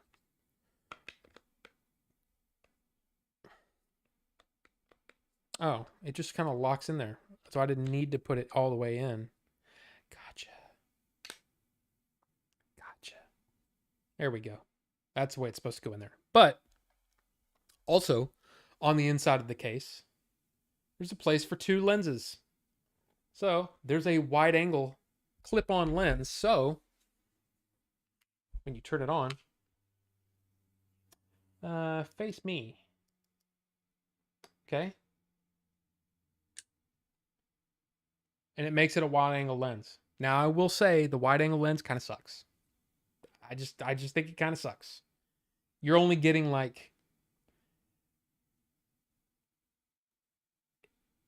I mean, you are getting more. So like I'm looking at me right here on the left hand side, I can see the I can see those back there. Now when I take this off, I can't see all of the Order 42 sign. It's okay. It's not that great. But I've ordered a bunch of ND filters for this so that when I'm outside, yeah. But it's cool because, you can of course, if you have it on your table, you can move it around and all that kind of stuff. It's neat. Oh, you can't see that. Damn. There we go. You can move it. It's very cool. I'm excited. I'm excited because it's a new toy, but it's also something it's gonna be awesome. The reason that we bought this isn't a me purchase. This is a us purchase because we're gonna be filming a lot of our hikes. So that's why we have this. But anyway, it's a cool thing, and I just thought I'd show it off because I'm excited about it. And you're probably going to see some Order 42 content with this guy. So there you go. Take that. What are you gonna do about it? It's cool. All right. Now let's see what you got. If it's a private toy, oh yeah, you don't hold it. It's stationary. You son of a, I need one. I almost bought one of them. Here's the funny thing. Yeah, I think Billy and Jay might buy one. Now, here's the thing. Here's what I would, if you're interested in it. The camera by itself is $519, and the creator combo is like $669 or something like that. So it's $150 more, and you get all this stuff, right? You get the extra battery, you get the extra mic, or the mic, you get all this stuff, right? Which is great. The problem is, if you want to use 2 mics, it would be better for you to buy the mic set by itself, because you're going to get 2 mics. I think it's for $350. It comes with a transmitter, so you can use it with anything else, but also you can buy whatever things you want out of this set piecemeal. And honestly, I think that might be a better option, especially if you want to connect more than one mic to it, because the DJI mics only come in a 2-pack. So if you only need one extra mic, you're going to have an extra mic, because it comes with one. You have to buy, if you want another one, you have to buy 2. So you know what I mean? So it might make more sense to buy the case, whatever case you want, separate, to buy the extended battery thing separate, to buy a little tripod separate. And of course, many of those selfie sticks, the like Insta360 selfie sticks, have tripods on the bottom, and they're like sometimes 5.5, 6 feet tall. So it might make more sense to go that route than to buy the creator combo or whatever. We bought the creator combo, and I'm happy with the purchase. I kind of wish we hadn't bought it so I could get the 2 mics. But anyway, it's pretty cool. It's pretty cool. And the fact that, like I could put it on a tripod right here and walk from here, from this side of the room to that side of the room, and it'll track me it's cool. It's really cool. And there's tons of videos on the YouTube about them and stuff like that. Tons of accessories that you can buy, which makes it even better. And again, that filter set, I'm not going to do a video on the camera itself, I'm going to do a video at the very least for me. I'm going to do a video showing off all the different filters that I'm getting, because I got kind of a big, I think it's 16 filters that comes with it. I bought a big set and I want to try them out outside doing all the thing to see how everything looks. So there you go. Snazzy small camera. It is dope. I'm still wanting to buy that Sony ZV-E10. For the kind of content that I make, or at least for what I envision for it, this is going to be perfect for me. Now you might say, hey,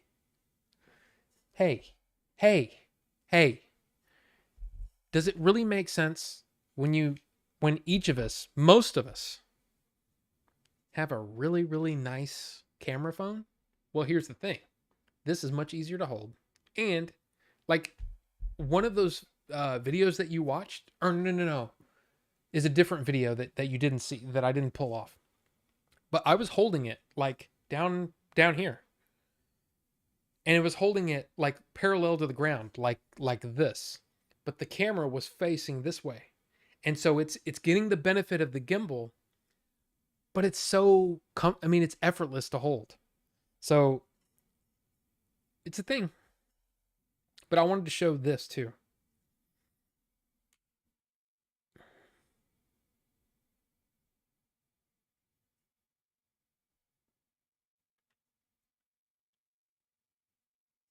Hold on a sec. Hold on.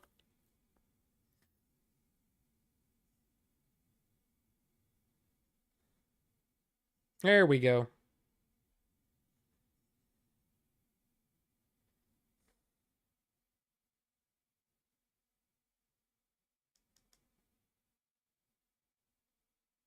Huh? Look at that. And you can control everything from this. So, down. So if I want to,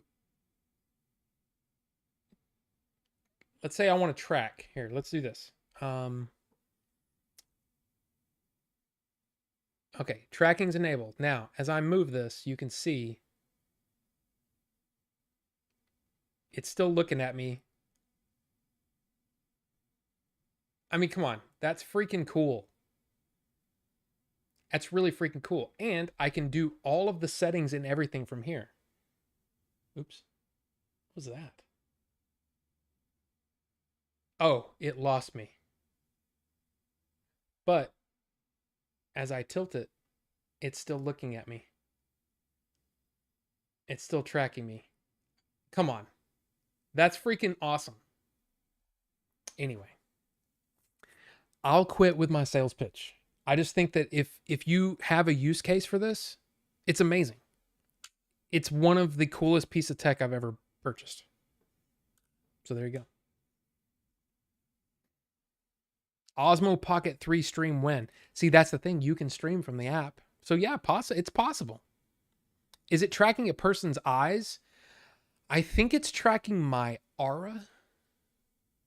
I don't know, honestly. I don't know what it's tracking. Possibly. DC news. Peacemaker season 2 is halfway filmed. I like season 1. Good size didn't outstay its welcome. Yeah, I liked it too.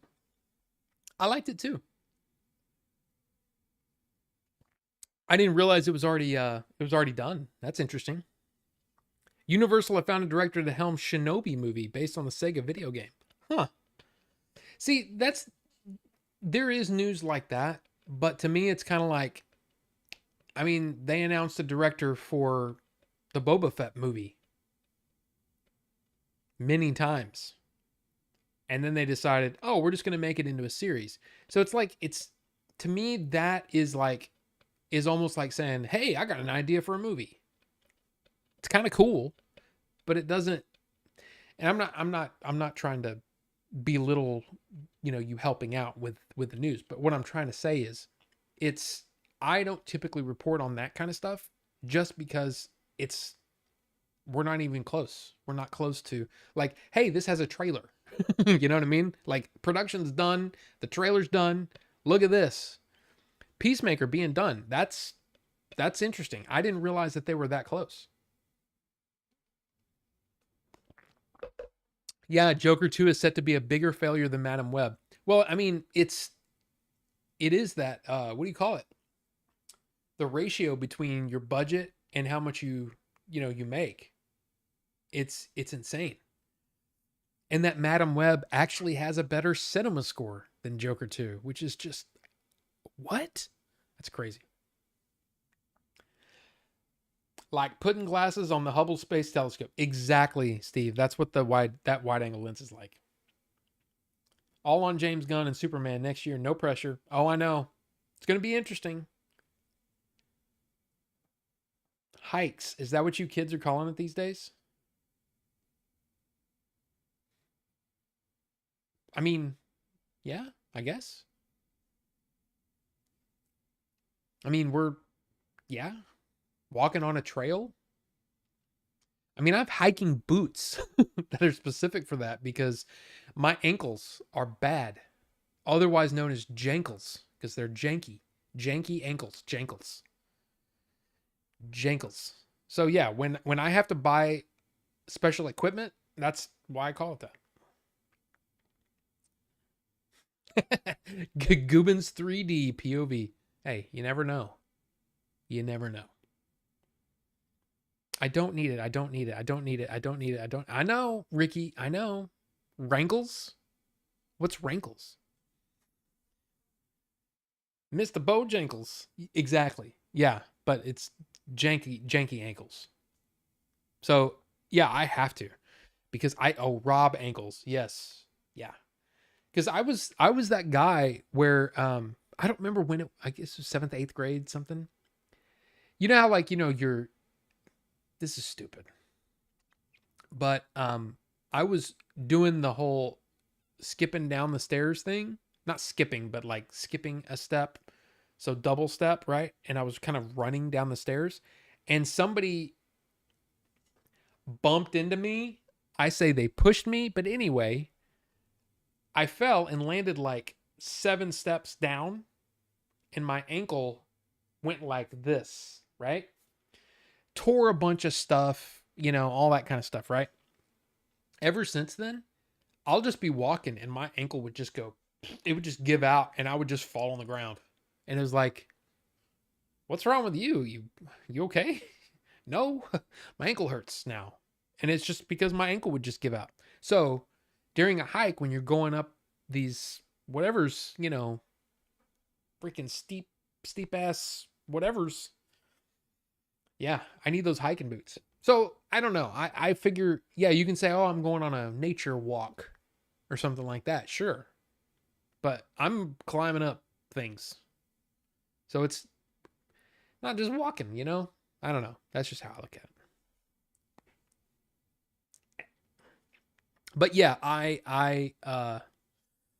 happy we got this and hopefully be able to put it to good use because I bought this was years ago when we first started the Twitch stream. I bought a whatever GoPro Hero at the time because I saw somewhere, oh yeah, you can use it as a webcam. And then come to find out, I didn't have the equipment capability to be able to use it as a webcam. And you needed to buy this and then this and this for it all to work. And I said, screw that. I'm done. I'm just going to buy a camera, an actual camera. So my GoPro has been sitting for however long. The cool thing is with this, there's a lot of like cages that go around this and I can use a lot of the GoPro accessories basically with this. So if I wanted to mount this on my car, I could, which is kind of cool. I don't know if I'll ever do that, but it's pretty damn cool, man. I would highly recommend it if you feel like you have the use case for it. If you're doing any vlogging or whatever, I think it's cool. But yeah.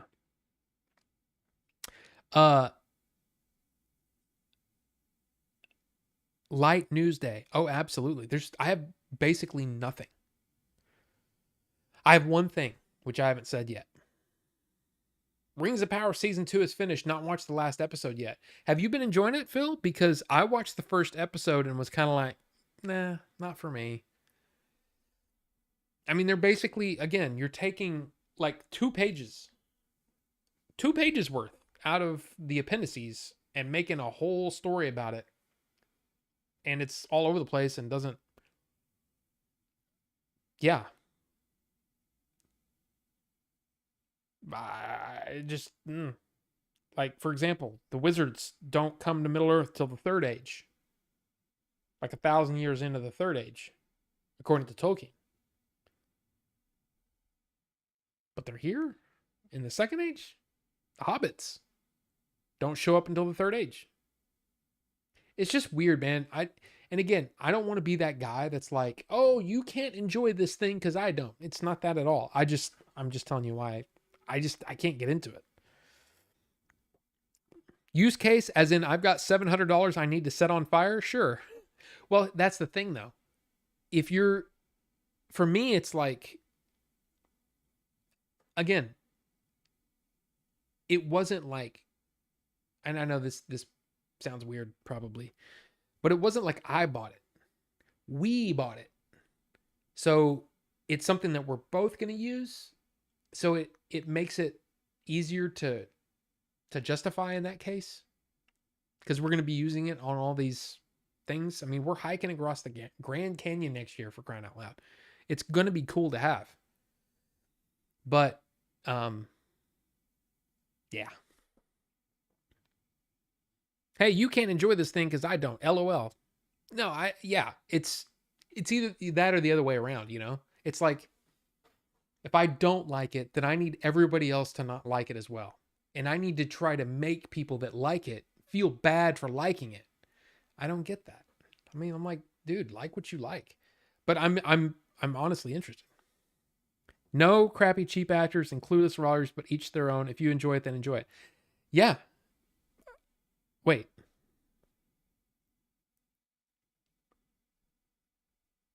Oh, you don't like, okay, you don't like it either.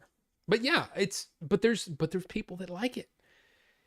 And it's weird because there's not like, it's one of the funny things about like the football or UFC or whatever sport you think of, right? It's like, okay, so this person beat this person.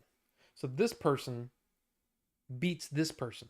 Well, that means that this person that beat the second person should be able to beat the third person because the second person beat the third person. It's not the way it works.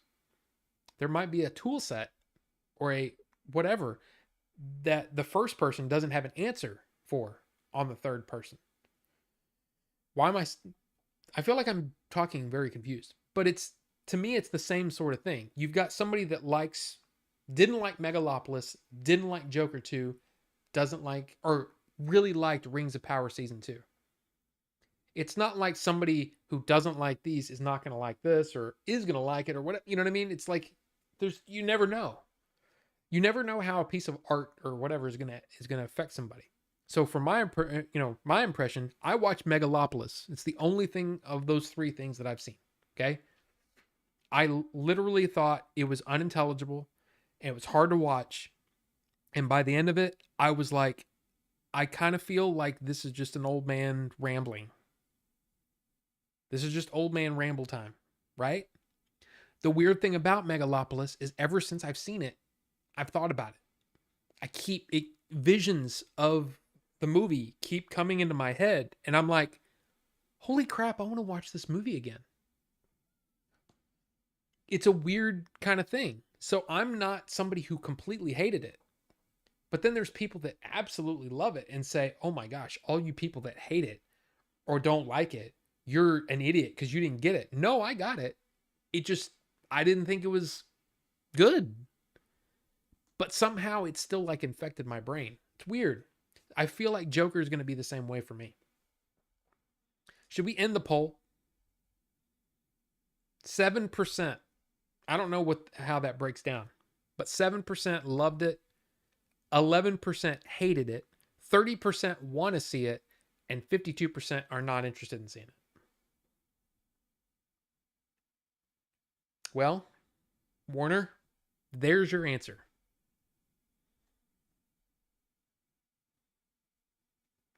Watch it for the cinematic thrill. Christian, welcome. I didn't see you there. Hi. Good to see you. But yeah, I don't know, man. Rings of Power, it's hard for me. I'm so close to Tolkien that I can't justify going and watching something that I feel like every step of the way I'm kind of going, no, no. That's not how Mithril was created. In fact, Mithril was just a mineral. Why why are you doing that? I don't I There are things in that first season that I was like, I probably should have stopped watching it in the first season, but I didn't. I watched the whole thing, and by the end of it, I threw up my hands and was like, "This is not going to be for me." Because I heard so many good things about season 2, people that didn't like season 1, I started watching season 2 and I'm like, I have no interest in this. I don't know. It's weird. I kind of still want to watch it though because I hear some crazy cool things happen, but I don't know. This one person in Discord stopped talking to me because I didn't like Star Trek Discovery. Last Star Trek TV series I liked was Enterprise. I'm not sure. I'm not sure you're talking about Shozama, but you know what? We've had that many times. In fact, I've had people DM me and said, I can't come to your stream anymore because of such and such person. And I'm like, okay.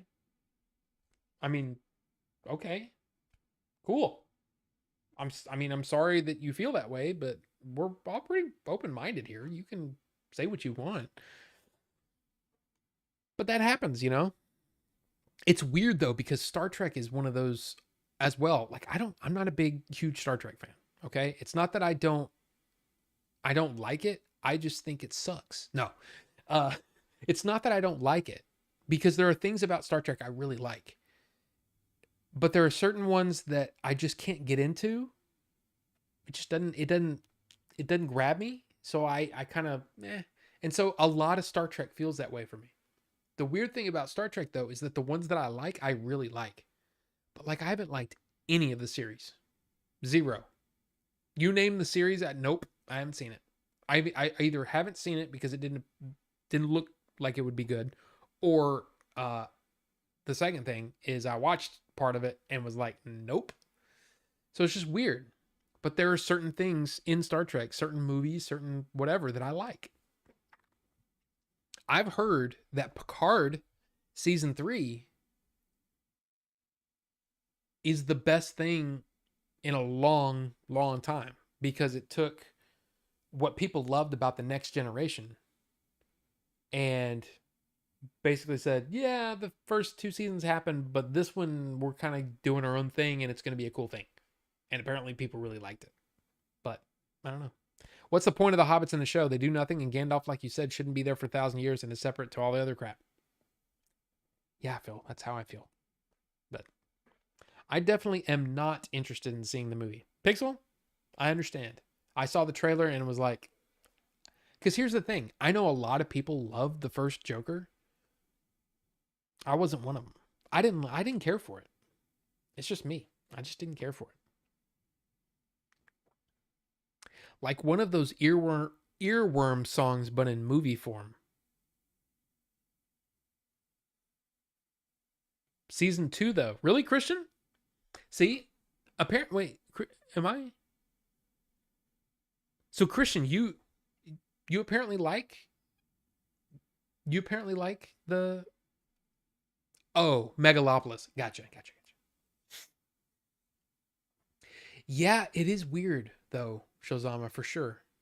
Because here's the thing, like I watch it and I go, yeah, this isn't great. But it's Francis Ford freaking Coppola, you know? And that's the thing that I have so much respect for that man. For the cinematic brilliance that he brought us over the years. But I see this as I have this idea and I want to get it across. I'm very liberal minded. So here, which is great, fine. It's almost like a manifesto in a weird kind of way at times. but he's got actors from all different, like as far as politically, all over the spectrum. He's got people that have been canceled. He's got people that have been, in trouble for one thing or another for things they said. Then he's got Adam Driver and Aubrey Plaza. It's crazy. It's a crazy movie. And in a way, because I'm a movie fan, I almost want to say it's worth watching just because of how batshit crazy it is. But it's also like, at the end of the day, I was completely baffled by the story. Like, the story was like weird. I'll say this. It says on the I think it says this on the poster. Francis Ford Coppola's Megalopolis, a fable. A fable should be, if you're going to try to impart some morality upon the audience, it's got to be clear what your message is. It's got to be clear what the story is. The story has to involve us, and then by the end of it, we get this moral thing. I didn't get that from Megalopolis. It just felt like, okay, that was weird. I mean, sure, you've got this really goofy scene followed by footage of the aftermath of 9/11.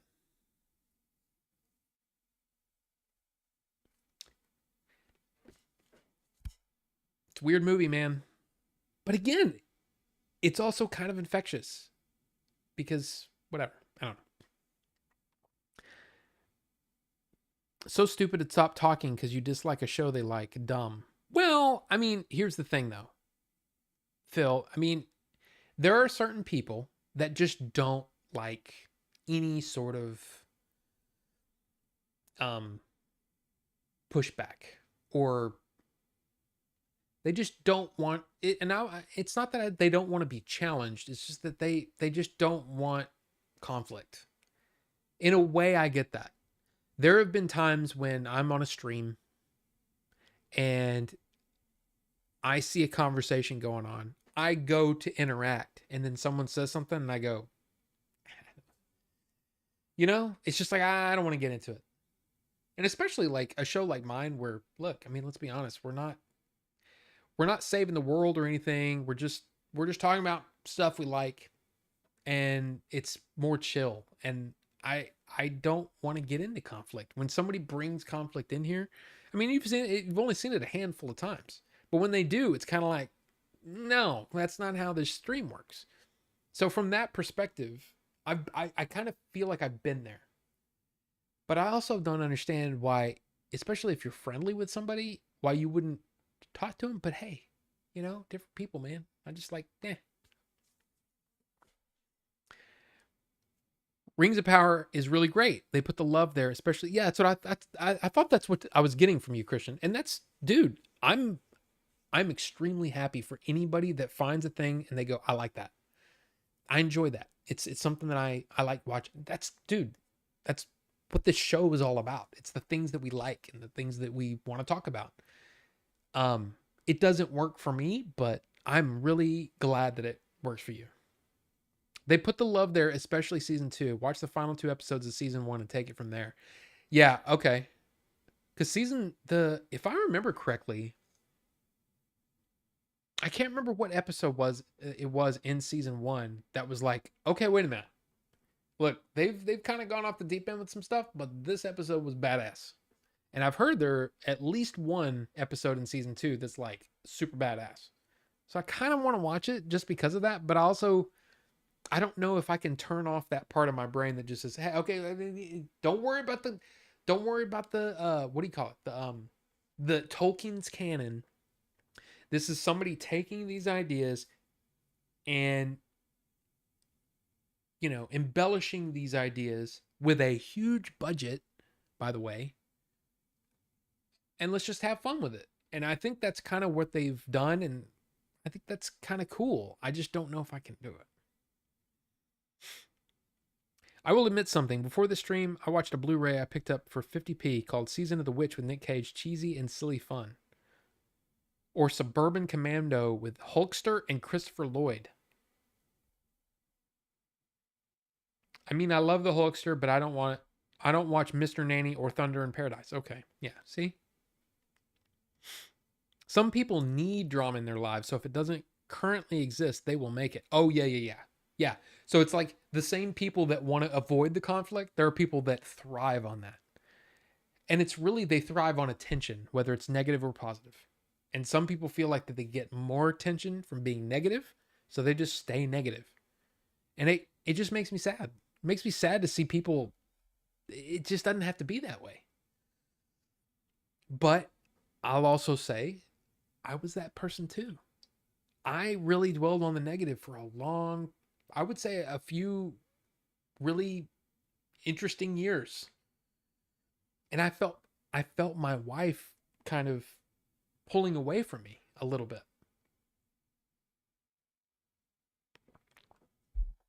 And I realized what was going on. I said, wow, I'm negative about everything. It's like I keep saying the same negative thing like over and over and over. It's like every time I open my mouth, it's this weird negative thing.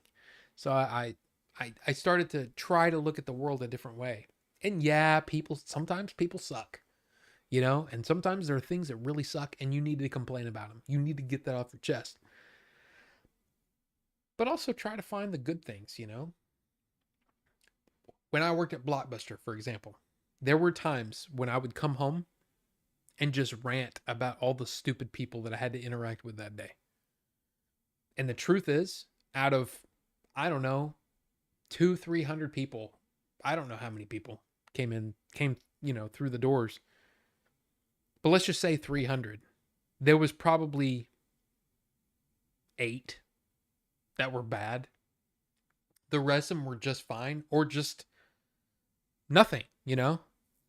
But there was, most of the time, there were friendly people. But for some reason, I kept dwelling on all the negative. I don't know. It's just a weird thing. If you catch yourself doing that, you can try to change it, the way that you're looking at it. Because the thing is stupid people or I shouldn't say that. There are stupid people. But people that are going to be bad, those are always going to exist. And the fact is, you can't do anything about it. So you might as well focus on the people that you can, you know, make a difference with. Those are the people that are, you know, open-minded or fun, or, you know what I mean? So if you can do that, then maybe you'll have a better day. I don't know. You're welcome. Just save the world. You may not have noticed. Don't worry about the Tolkien canon as the writers didn't. Sorry, that was bitchy. No, Phil. And that's the thing. I feel the same way. I feel the exact same way. And it's hard for me to even get into it because I can't turn that part of my brain off that knows all these things. Dude, if you've read the history of Middle Earth, there are things in that show that just don't, and I'm like, that didn't happen. That's like completely not right. It's not just made up. It's like not right. You know what I mean? It's like you took this thing that he says and you did something different. Instead of, well, he didn't really talk about what happened with this, so let's embellish that. That's fine. But when you're taking something that was actually written in the 2 pages of the appendices that the second age takes place, what he wrote about it in the appendices,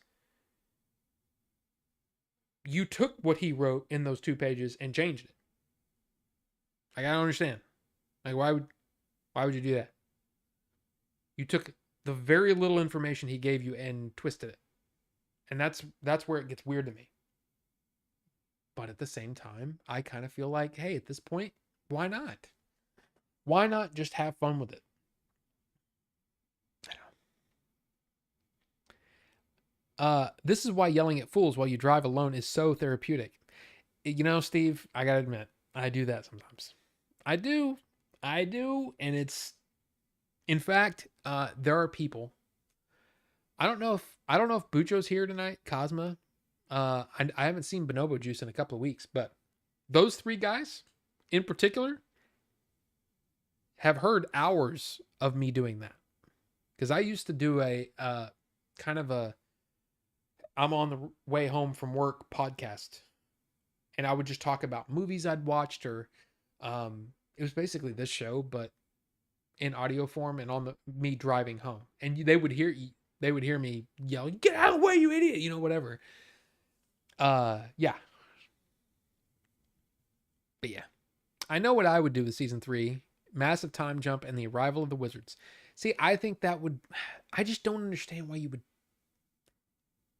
Because from what I hear, from even the people that really like the show, is that there are multiple threads, multiple story threads going on. I just spit all over myself. Multiple story threads going on at the same time. The one with the hobbits and the wizards is kind of not the best. So it's kind of like, what? Then why? Why? I don't know.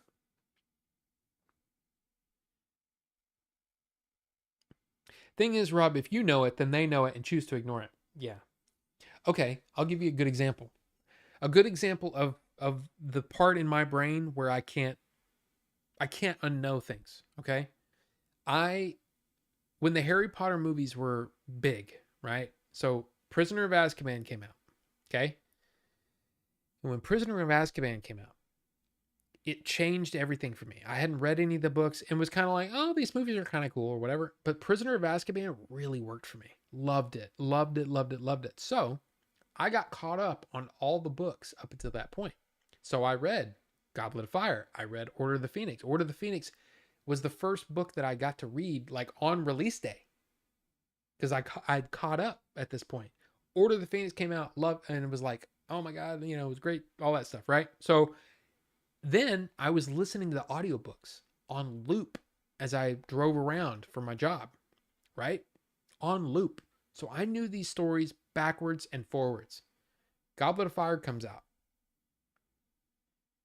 They changed a lot in Goblet of Fire. They took a lot of stuff out, and I'm like, why did you do that? Why did you do that? And then Order of the Phoenix comes out, the movie. And they took out a bunch of stuff, but then added stuff just so there was an action scene for, you know, between this scene and this scene. And I'm like, okay, number one, that didn't happen in the book. You took out a really, really good story thread to insert something that had no movement in it. It didn't drive the plot forward. It was literally just, ooh, look at the pretty lights. And it just pissed me off. And so from then on, each movie that came out, I was waiting for those moments to happen. Those moments where, and it was David Yates, the director, right? And everybody's like, oh, David Yates is amazing. And I'm like, really? Because I don't know. But yeah, so it kind of ruined the rest of the Harry Potter movies for me, because he was the director from then on, I believe. And it actually irritated me when I heard, oh, Michael Gambon said, no, I didn't read the books. He grabs Harry. Did you put your name in the Goblet of Fire? And I'm like, that's not what happened. In the book, that's not what happened. Everybody's kind of freaking out because he's like, why is this little kid, because he wasn't supposed to enter the Goblet of Fire, or the Triwizard Tournament, right? And everybody's like, why is this kid doing this, right? Everybody's freaking out, except Dumbledore. Dumbledore's off in the corner going, hey, isn't this weird that this kid got put in here? Wow, he's aloof. That is Dumbledore. He's aloof. He doesn't let his emotions get the better of him. He's aloof and almost like he knows all the things, right? He knows all the things more than anybody else, but he's aloof. So by the end of whichever one, 6 or 7, part 1, whatever it was, I was just kind of like, okay, I'm going to watch them. I'm going to buy them on Blu-ray, but I don't really care. But Order of the Phoenix to me is the perfect adaptation of a Harry Potter movie or a Harry Potter book. Because even though some parts weren't perfectly clear in the movie, and it took me reading the book to understand some of the things that happen in the movie, like some of the reasons that things happened. It was the movie where it was like, I just want to show everybody how cool this world is. That movie made me feel like the wizarding world was real, and it was lived in, and there were that magic was everywhere, and I loved that. I love that movie. I still do. I still think it's amazing. And all the rest of them, the first two movies are fine, but they're more like, here's what the book said, which is fine. But then book 4 or movie 4 just it took it into mediocreville to me. There's still some great scenes in all of them, right? But overall, I just felt it was mediocre. And it's because I'd read the books. I knew the stories backwards and forwards. I'd listened to Stephen Fry narrate these books. And Stephen Fry had more, man, that dude. Stephen Fry is an amazing narrator. Anyway, it was so irritating to see a lazy adaptation. But anyway.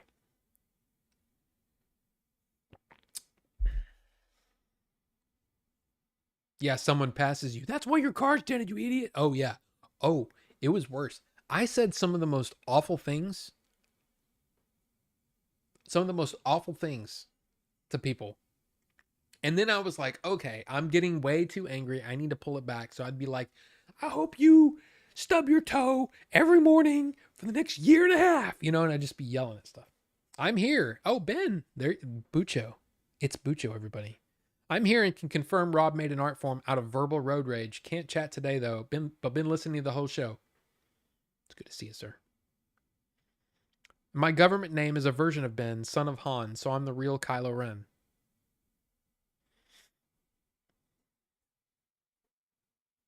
Welcome. Time jump. Can we just have a time traveling phone booth arrive to deliver a couple of wizards? Wait. Oh, right. Yes. Mixing. Gotcha. My brain went like 7 different directions. The phone booth lands on one of those hobbits. Prisoner of Ass Cabin. It's the Lumberjack sequel to 50 Shades. Yeah, Azkaban. But I mean, it got to the point where by the end of the movies, this had nothing to do with when the movies finished, it kind of stole away a little bit of my love for the original stories. I know that's weird for a movie to do that, but it kind of did. And it kind of made it feel like, okay, now I'm very interested to see what they're going to do with the HBO series. Because the idea of doing one book per season is very intriguing to me, because you can be much more accurate to the book. So it's going to be interesting to see what they do. But man, that's going to be tough to do. Man, I would not want that job. I don't care how much money they paid me. That would be a very, very hard job to have. Because not only do these people that love the wizarding world know the wizarding world, so if you get one thing wrong, boy, you're going to hear it. But at the same time, man, what a challenge. And to try to film 7 seasons with the same actors, it's going to be tough. It's going to be really interesting. I think it's a terrible idea. Like, I feel like it's a bad idea because of a lot of the decisions Warner's been making over the last few years. But I'm intrigued by the idea. So, you like what happened in the movie? Well, Ricky, how dare you? It's fine. I mean, if you see, that's the thing. If you watch the movies and you like the movies, then you don't know what you're missing. The movies are great. I'm just telling you. The books are like okay. My favorite book of the whole series is Half-Blood Prince. And there are things that happen in that book that when you read them, you go, Okay. Especially if you like if you saw the movie and then read the book, you'd go, "Oh, yeah, okay. I totally understand why they didn't shoot that scene because that's very very disturbing and or almost impossible to film." So, I get it. But man, I would love there's some scenes that didn't make it to the film that I would love to see realized with, even though Michael Gambon to me is a terrible Dumbledore, terrible. Richard Harris got it, man. Richard Harris knew exactly what Dumbledore was supposed to be. And here's the thing that irritates me. In Prisoner of Azkaban, Michael Gambon plays him as aloof. And I think it's because the director read the book and knew what Dumbledore was supposed to be. Then you get to movie 4 and suddenly Dumbledore, shaking the hell out of Harry. I'm seriously, I got so mad because it was like, that's not what he does. That's not what he does at all. I just don't look. I don't get it. I don't get it. There's a weird thing, right? There's a lot of people that say you want somebody working on an IP that loves the IP, right? No, that's not the most important thing. The most important thing is extremely, like, really, really good talent. That's what you want. Then, if you can get somebody that's really, really talented and knows the source material, then you got something good. To me, Prisoner of Azkaban is that perfect mix of an extremely talented director that's in love with the world and in love with the story. And I think that's why that one works better. Why am I going off on Harry Potter tonight? How dare you? I don't know. I'm certain there's at least one example out there. I have yet to see a movie that did its source book proud.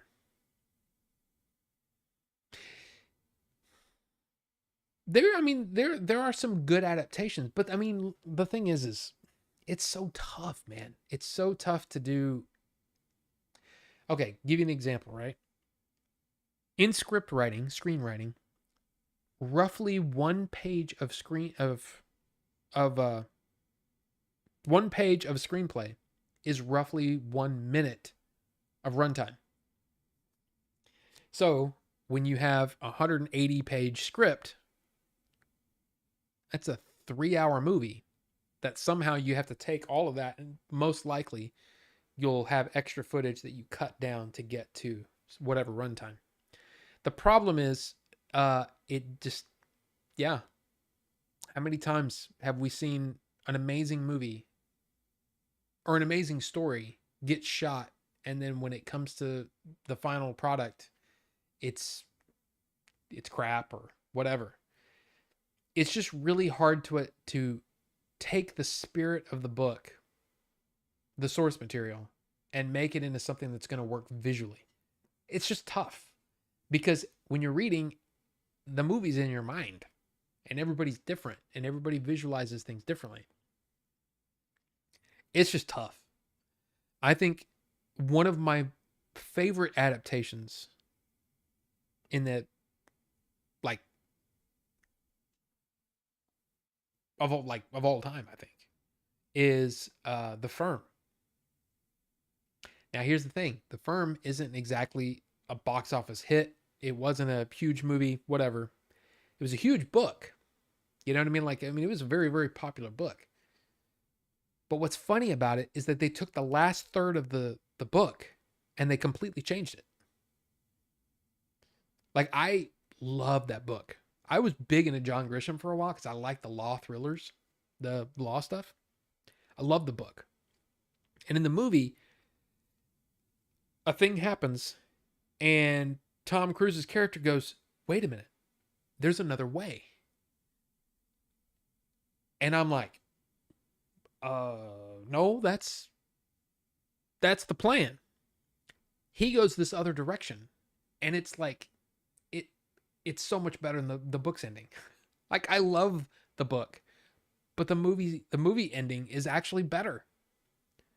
And it actually makes more sense and fits the character better. I was shocked. And it's one of those movies that I love it because of that, because it took that chance and actually pulled it off. But it's so hard it's so hard to do. That's why I don't really want to do that, and I don't want to be in the business of trying to adapt things, because I would hate that, because you're gonna have, it's impossible to try to make this huge tome of a book or whatever into something that's digestible for the public, because at the same time you have the pressure to make it something that's going to make some money, because that's what Hollywood is. That's what Hollywood's all about, is taking this money, putting it into this thing, and making this much money. So how can you take something that's a book that a very small percentage of the population have read, try to stay as close to the book as you can, but also make it for the masses? How do you do that? It's tough. And no, Vinny, this isn't Minecraft at all. Hi, Vinny. How's it going? You don't have to worry anymore, Rob, because they're dead. Who's dead? Oh, well, here's the thing. I like Michael Gambon in everything I've ever seen him in. I really do. But I hated his performance as Dumbledore. Hated it. Some people are not even able to visualize things using their mind. That's a crazy recent scientific finding. Really? Wow. Which, you know, I guess I can see that. I have so many, and I don't know where it comes from. Genes, maybe? Not like blue jeans, but genes like DNA. I don't know. I had, was it a great uncle that was a concert musician,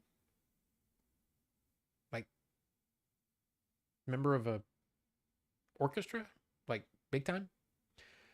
My grandmother was like a certified genius.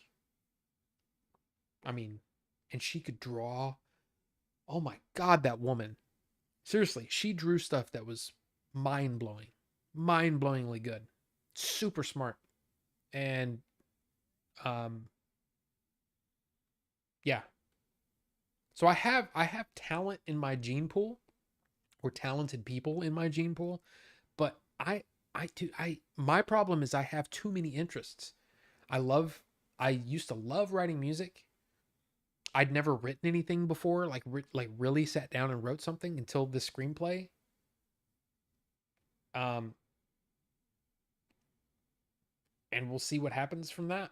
But it's weird how like I'm constantly creative whatever, and all the jobs that I've had where I've had to sit and do, very menial work. It's weird. But I can see that. I can see that there's some people that just, they look at somebody like, Ridley Scott, who does the freaking all the storyboards for the entire movie and has the whole movie in his head, and he can see the way it's going to be shot and all that stuff. They probably look at him and go, "That guy is weird." It's interesting.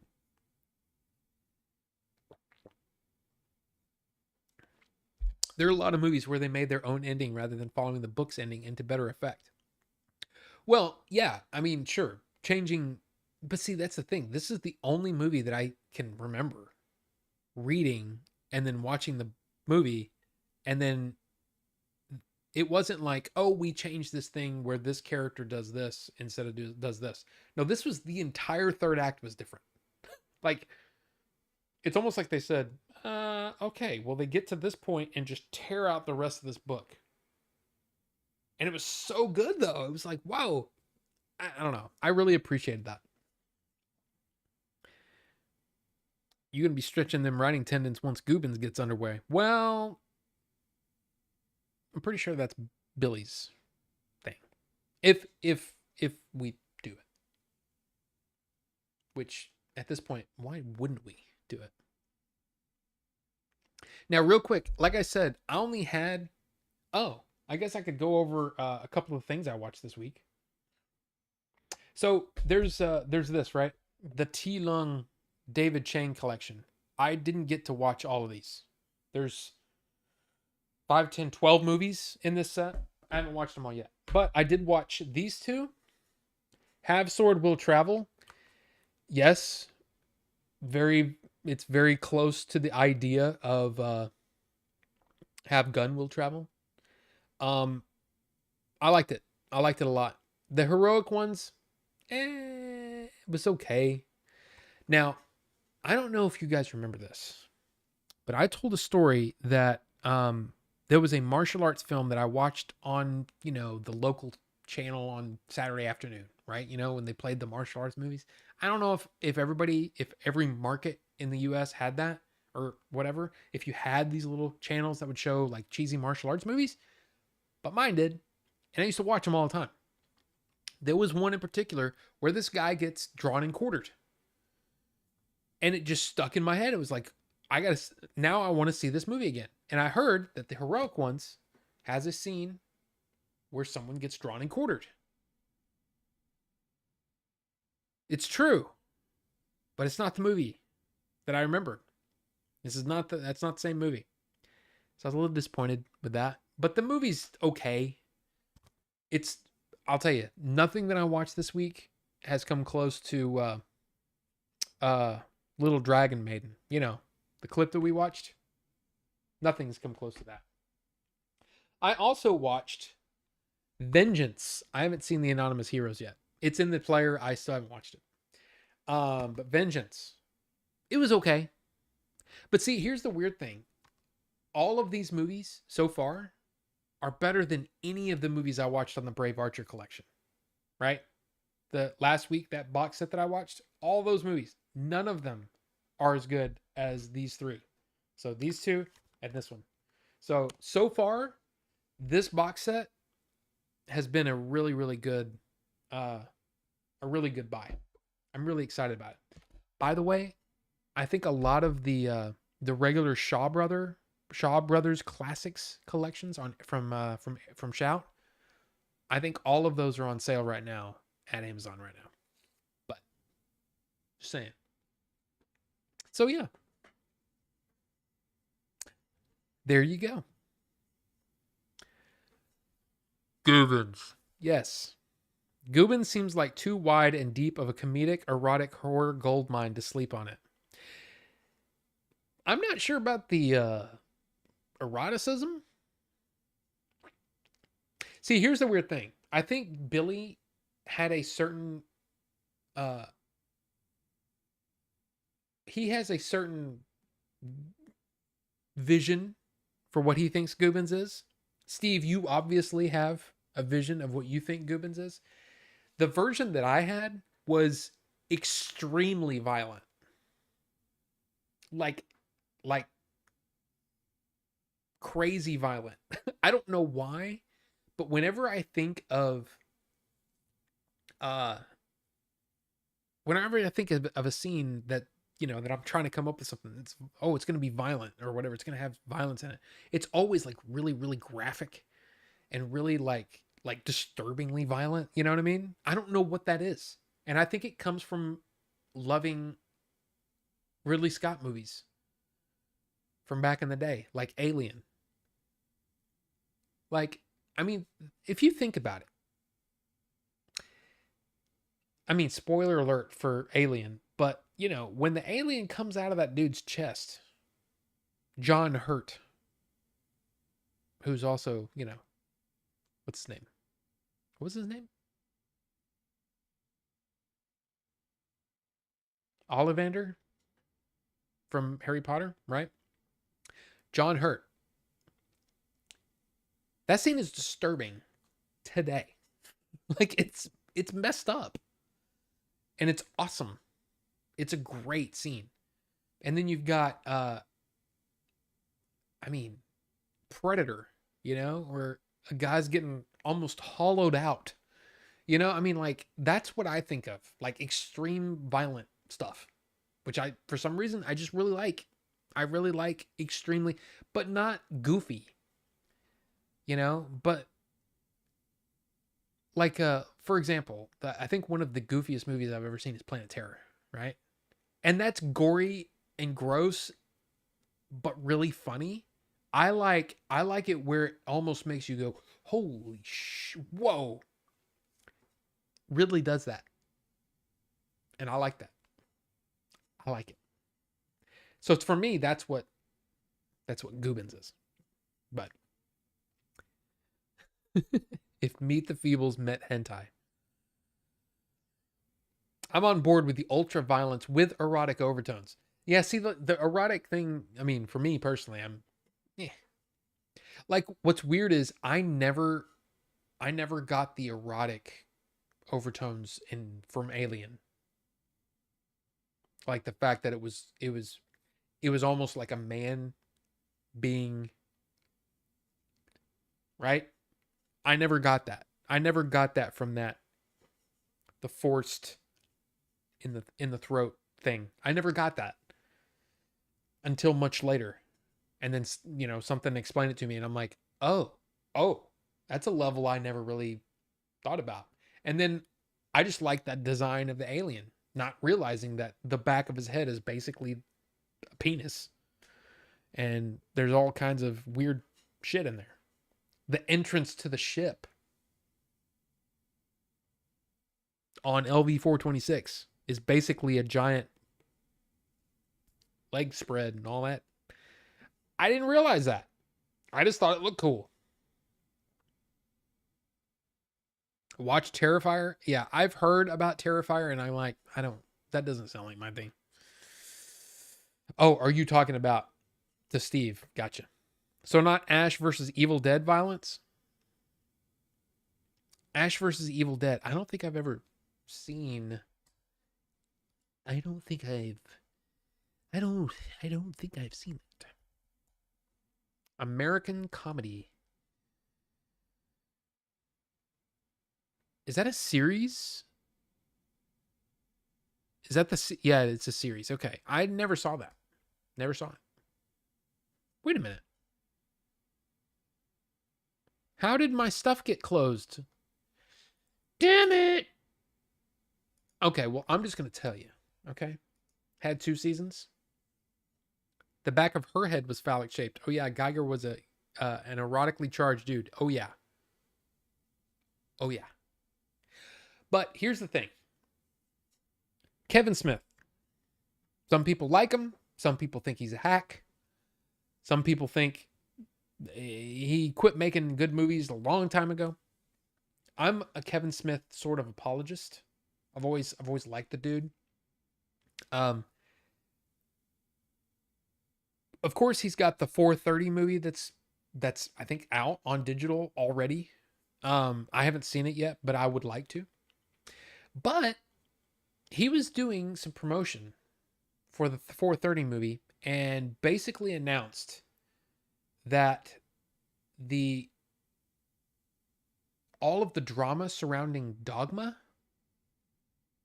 is over. No longer is owned by the Weinsteins. Is now owned by another company who wants to do a home video release next year. They also want him to tour with it like he's done with his other movies. And opens the possibility that now that this company owns it and is giving Kevin Smith the ability to do whatever, he talked about the possibility of sequels or TV versions, basically expanding the story of Dogma. Now, I don't know about that. Okay? But I really dig Kevin Smith, and I think that Dogma is his best film. Like, to me, without question, Dogma is his best film. Of course, because the Weinsteins owned it. They weren't allowed to do a new Blu-ray of it. They haven't done a 4K or anything with Dogma for a very long time, which is why the Dogma Blu-ray was so expensive for so many years. It's hard to find. I have the 2-disc DVD set. I do not own the Blu-ray. But apparently, home video releases are coming next year for Dogma. So, I'm excited for it because I love that movie. I seriously love that movie. I think it's really, really good. Like, it's genuinely a good movie. It's not like a good Kevin Smith movie. It's a good movie. So, there you go. Oh, it had 3 seasons. Ash versus Evil Dead. Okay. Abruptly ended because how many people pirated it, and Bruce felt his body couldn't handle it anymore. You don't like Kevin Smith? Modern Kevin Smith is going to ruin it. He's too skinny to make Dogma. I mean, maybe. Look, again, I don't know about the extra stuff. Let's expand the Dogma universe. I don't know if we need that. I just want a home video release of that original one because Jason Lee is like, he is genius in that movie. I love like almost the way that he delivers almost every line. I love it. In fact, just picturing him saying certain things cracks me up. I love his delivery. So if you like Dogma, and if you're one of those people who've been like, man, why don't they release Dogma on Blu-ray or 4K or whatever? Apparently we're gonna get it next year. So yay, Kevin.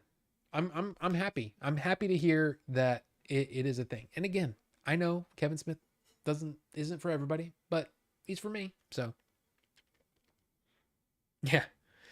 They just need to release a new UHD Dogma with lots of bonus features and then tour it and call it a wrap. Steve, I'm right there with you. I think it'd be great. In fact, if he came to Texas, I'd go because I love that movie. I really do. I think it's great. You're just in it for Linda Fiorentino. Yeah, she's an odd one, right? She's an odd one. But hey, I have to go to the restroom. So, I'll be right back. Okay? So, 2 seconds. It's going to be more than 2 seconds. Stop with the hyperbole, just get with the program. It'll take some minutes for me to come back. I have to tinkle. Okay, bye.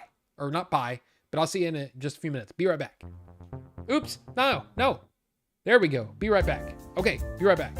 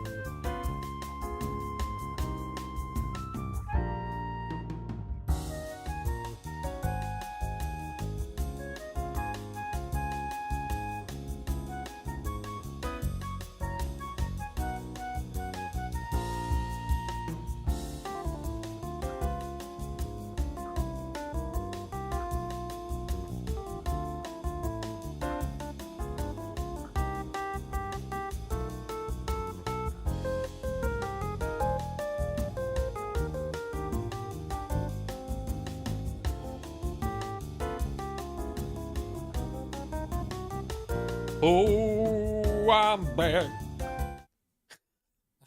Why did I have to sing? I don't know. Wraith. You might need to watch earlier in the stream because, well, I showed off this. Yeah, I got the creator combo. Pretty excited, Wraith. You and me, we're going to be Osmo Pocket 3 brothers at Retropalooza because I'm going to be filming a bunch. I think. I hope. But yeah, I like it. I like it a lot. And I love the case. I love all the things. I love the freaking mic. It's great. It's great.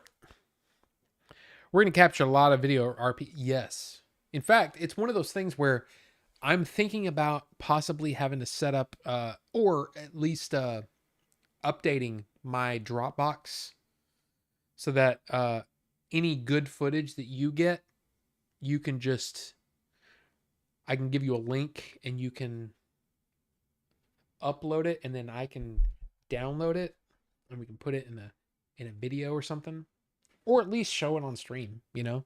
I think that'd be cool. Now's your chance to what, Vinny? What are you going to do?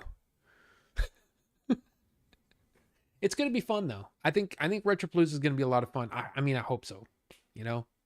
I hope it's good. But I mean, I have fun pretty much anytime there's a convention, I go, man, especially when it's a long drive. It's like, oh man, this drive's going to suck. And then I get there and I have so much fun and it's hard to, you know, I have to remember that. Yeah. When I'm there, I have a blast. So it's going to be a lot of fun. But anyway, what else you got? Because I don't have anything left. Talked about Arcane. Talked about the martial arts movies. Talked about the Amazon sales. Wraith, are you picking up anything in the Amazon sale? Or Target buy 3 for 2 sale? Are you anybody buying anything fun, 4Ks or anything? Let's talk about it. But yeah, I do I wish the case was a little just a little bit bigger, because man, when you get the camera in there, it is tight in there. It is tight. Very tight in there. But I do like it. I do like the fact that, you know, I have the extended battery and all that stuff. It's cool. You got a different case? Well, you need to show me what case you got, because I might want to buy it. Especially, dude, there's so many Osmo Pocket accessories right now that are on sale during the Prime Day, whatever. And I get it. When somebody says, "Oh, I don't like Amazon. I don't like their methods, and I don't like their, you know, whatever." I get it. I understand. I do. But at the same time, it's hard for me to overlook a deal. But that is just tight getting that in there. But it's also kind of nice that it's all like self-contained and good. Anyway, it's good. Lens filters. I mean, I know that for those of you who were here earlier, you might have heard me say this earlier, but I bought a pretty significant lens filter, ND filter set. I think it's got all kinds of stuff on it. I think there's a mist lens, which I'm not crazy about, but I do want to try them. Basically, what I want to do is I want to do a video showing off all the different filters and what they can do. And that way, because the filter set that I bought, I see no reviews on it anywhere. Like no YouTube. Because that's the thing. You can say, oh yeah, this one's really good and it's good for this situation. Okay, show me. Let me see what it looks like before and after. Come on. That's what I want. So that's what I'm going to try to do. And dearest Abby, welcome. Good to see you. Did you miss the nut test? No, there was no nut test this week. And the reason is those bottles that you guys have voted on over the last few weeks are huge. There's no way that I can vape that much. So there you go. But no, you didn't miss any of that. There are many different accessories that aren't official, but it's good to have those options. Absolutely. Absolutely. I love there's some really great ideas. I love the fact that there's a cage for it that basically makes it GoPro accessory compatible. So you can use GoPro, because I have a GoPro suction mount for my car. That could be interesting. Anyway. And how's it going tonight, Abby? I mean, it's going okay. There's not a whole lot of news or anything. We're just kind of chilling and just talking about whatever comes up, you know? So, yeah. So, yeah, the lens or the ND filters, yeah. Gonna finish Joker 2 later.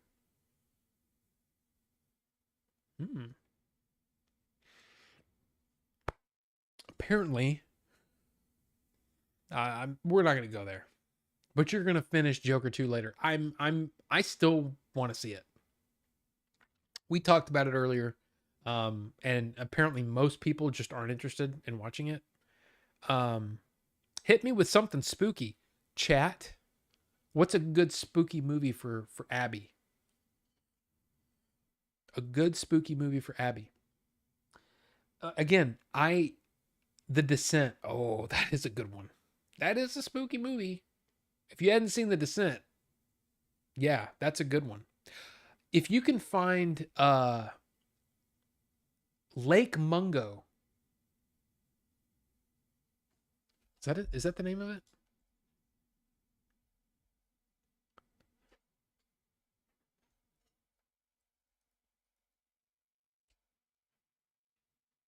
Yes. I really like this movie. Lake Mungo. The King of Kong is a horror show. Yeah. What's a good spooky, well, spooky, a good horror movie? You know what I used to say?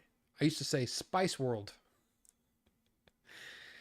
But look, here, you want to know the truth? I actually liked a lot of the Spice Girls music. I did. It was incredibly catchy. But Lake Mungo. If you haven't seen Lake Mungo, give that a shot. Give that a shot. It's good. It is creepy. It's not like it's an Australian psychological horror film written and directed by it's a pseudo documentary format. I'm just saying. I think Lake Mungo is solid. Much better than the 6.3 out of 10 it got on IMDb. Night of the Demons. Yeah, and let's see. Oh. Is it on Vudu? I kind of want to watch Lake Mungo again. All right. Let's see.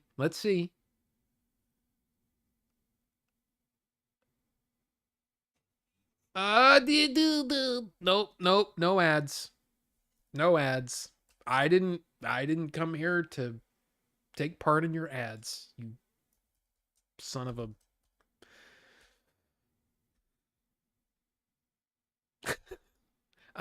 Lake Mungo. Available on Roku, Vudu, Tubi, Plex, and Freevee. What's Freevee? I'd probably just watch it on Tubi. I missed out on the what is it? I think it's is it a second site? Lake Mungo Blu-ray. Yeah, it is. I missed out on the second site version of Lake Mungo. That is a second site that I wish I could have gotten. So it's got art cards, it's got a book, it's got the movie, and it's got a really nice slipcase. I believe yeah, $120. That's expensive.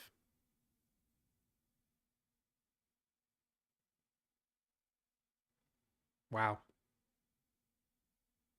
I really like it though. I like this movie. So, give it a shot. That is definitely one where I wish, like I said, even though it flies in the face of what I said earlier about I don't need the art cards and all the other extra stuff. Yeah, but I kind of want that book. I kind of want that book, and I kind of want that slipcase because man, I do like a slipcase. You know, I do like a nice tight slipcase. That's pricey AF. Yeah. Well, we were just talking about Drive, the second site Drive that I have. That's worth, or I shouldn't say it's worth. It's going for over $200 now, and I paid $60 for it. So, when I was a youngin', The Changeling with George C. Scott scared me a good bit, but haven't seen it in 40 years. I saw it recently. It was not bad. But I'm going to say something. Okay, fess up, Rob. Which Spice Girl did you fancy? Uh, what was her? Ginger Spice? Jerry Halliwell? Come on. Come on. Ginger. But The Changeling. So I watched The Exorcist 3 the other day. I say the other day. A couple of weeks ago. George C. Scott. And then I also watched the TV version directed by William Friedkin, the late 90s version, I think, of 12 Angry Men. As Jack, I mean, it's an insane cast, 12 Angry Men, great story, great, whatever.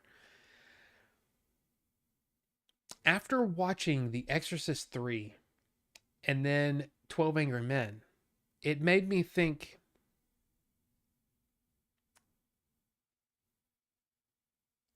I mean, I haven't seen Patton in a while, but it kind of made me think, is George C. Scott just one of those actors who people think, oh man, what an amazing actor because he yells a lot? Because I don't think he was good in either one of those movies. I know. It's George C. Scott, Academy Award winner, right? But I was kind of going, he's not very good. He's not very good in either one of these parts. I don't know. It could just be me. It could just be me. I don't know. All I know is, 12 Angry Men was, dude. I'm serious. If 12 Angry Men is on sale, and I'm talking about the Kino Lorber version, the Kino Lorber 4K, where it's got the 4K of 12 Angry Men, the original, and then the Blu-ray has the TV William Friedkin directed version of 12 Angry Men on Blu-ray. If you have access to that and it's on sale or whatever, pick that up. I'm telling you, it's great. Great movie. When I was a youngin', oh yeah, I already read that. Night of the Demons. That cover always freaked me out at the video store when I was a wee lad. Not Gary. Is it the one that I'm thinking of? I have an image in my head. Night of the Demons. Yep. Images. Yeah. The one that got me though is that one. For some reason, that one, well, my stupid fat head's in the way. Yeah, that one is the one that I always remember. But yeah, that's the one. That's the one that I had in my head. Candygram from Mungo. Where did you get the Osmo from? I got mine from Amazon. For some reason, the Best Buy that's closest to me didn't have it. So I had to drive about, I drove about 30 minutes away to get it. Um, yeah, at Best Buy. So yeah, I was gonna get it from Amazon, and then I was like, why wait 2 days from Amazon when I could just have it today? So when my wife said, yeah, you need to get that because whatever, I said, okay, I'll see you later. So I was back in an hour. So it was pretty cool.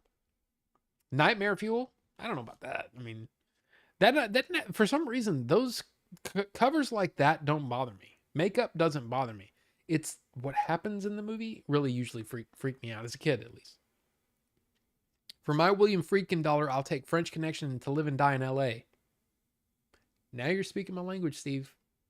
I own both of those. I don't have. Is French Connection even on 4K?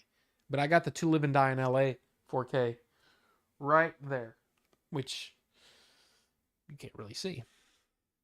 But I had just recently watched To Live and Die in LA the first time and was kind of like, I don't really understand. I mean, I get it. It's cool, but eh. And then I watched it again, watched the commentary in 4K and all that stuff. And I'm like, this movie's pretty dang good. I like it. And it got me on a William Friedkin kick, which is why I went ahead and bought The Exorcist in 4K.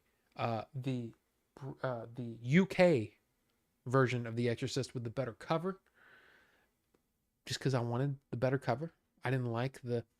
I mean, look at the dude. Look at the American version of the cover of The Exorcist. Oh, let me do this 4K. And you tell me which one's better. The one on this one. Okay, we're okay. Fathead out of the way. Okay. The one on we're looking at the ones on the right. This one or this one? Which cover's better? That's the one I got because that's awesome looking. It's awesome. Do I like Sam Peckinpah? If he made the movie, I'm not familiar. I'm not like I don't know a whole lot of his movies. Oh, the Wild Bunch. Hell yeah. Wild Bunch is great. Uh, he made the original Invasion of the Body Snatchers. I did not know that.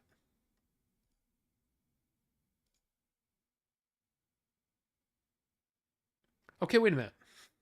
Okay, look at this. 1925 to 1984. How does he have an upcoming movie?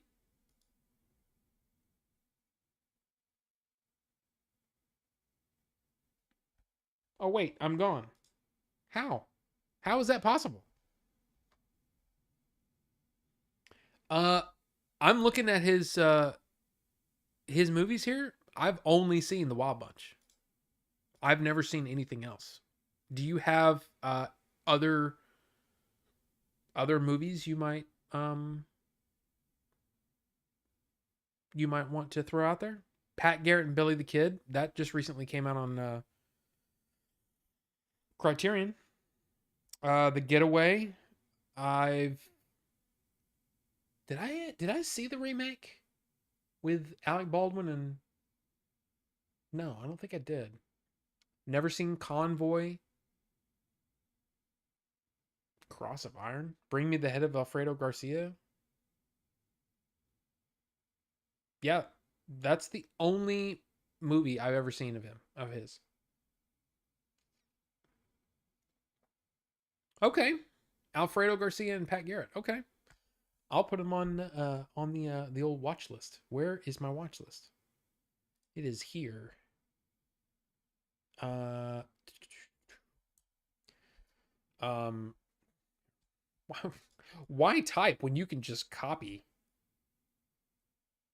Okay. Um okay. Weird. Weird IMDb. Stop that. And what is it? God. Oh, yes. Okay. I'll give him a shot. Because I think that Isn't that Pat Garrett? Didn't it just come out on Criterion? Oh, Chris Christopherson.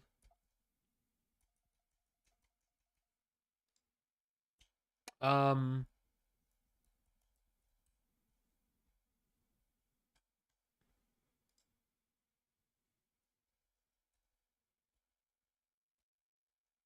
yeah. Okay. Okay. 4 discs.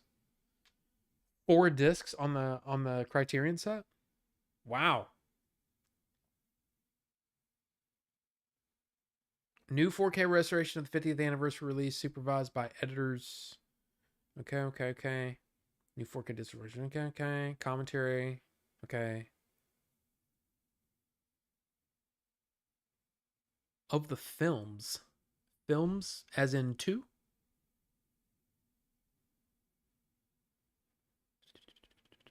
What? I don't get it. Why does it say films?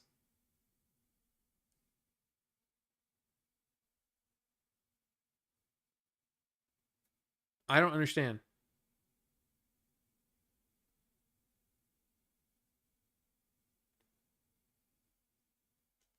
I don't know. But no, I'll definitely put it on the list and definitely see if I can check that out. Cuz I do like I've been into westerns again. Um so that'd probably be a good thing for me to do.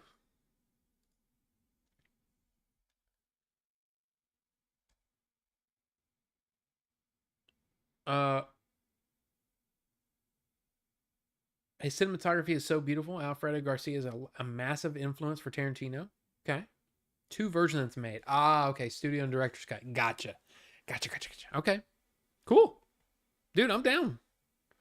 And especially like when I hear people say, "Oh yeah," because this just recently got released, right?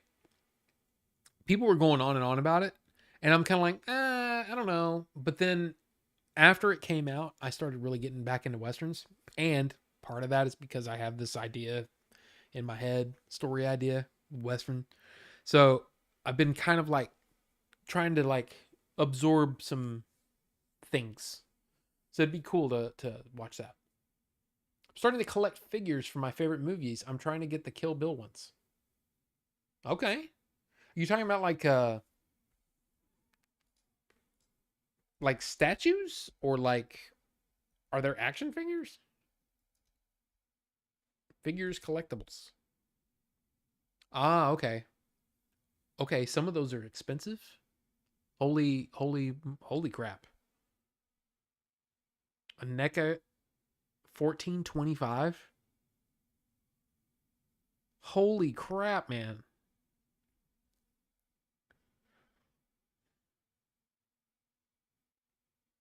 You know, okay, Uma Thurman is a strange lady. And not like strange oh man, she likes to, you know,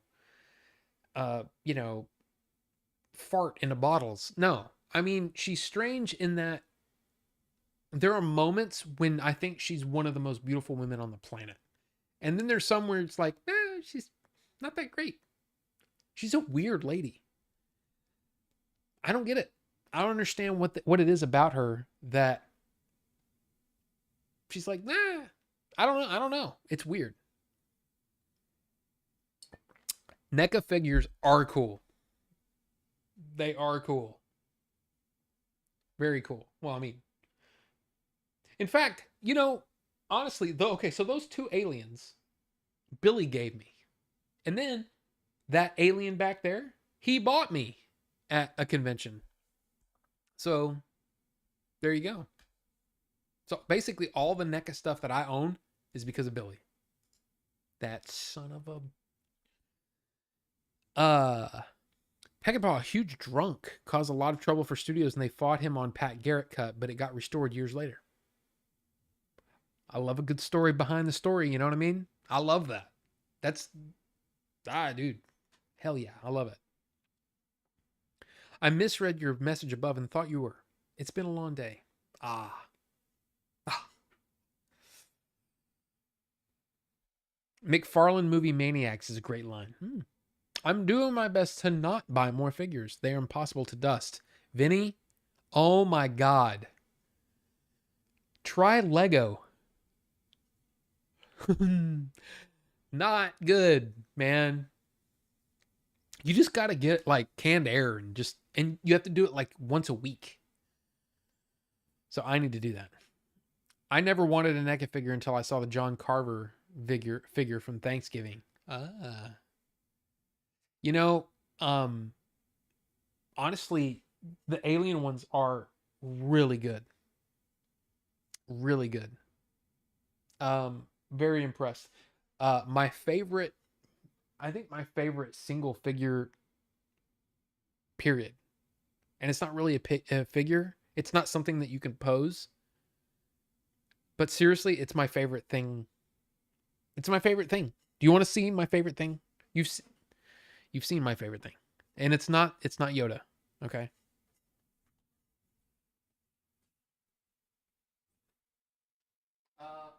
Okay. Am I going to tip anything over? No. This is my favorite thing. I love it. I love this, whatever this is. It's kind of a statue, but it's super light. This is isn't this Kotobukiya? It's just badass, man. It's so good. That's my favorite. I like stuff that looks awesome. Wait, there it is. Huh. It came out in 2005, this thing. So there you go.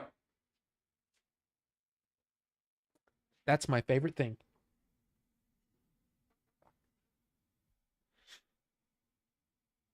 Horror movies have some of the best action figures out there. Yeah.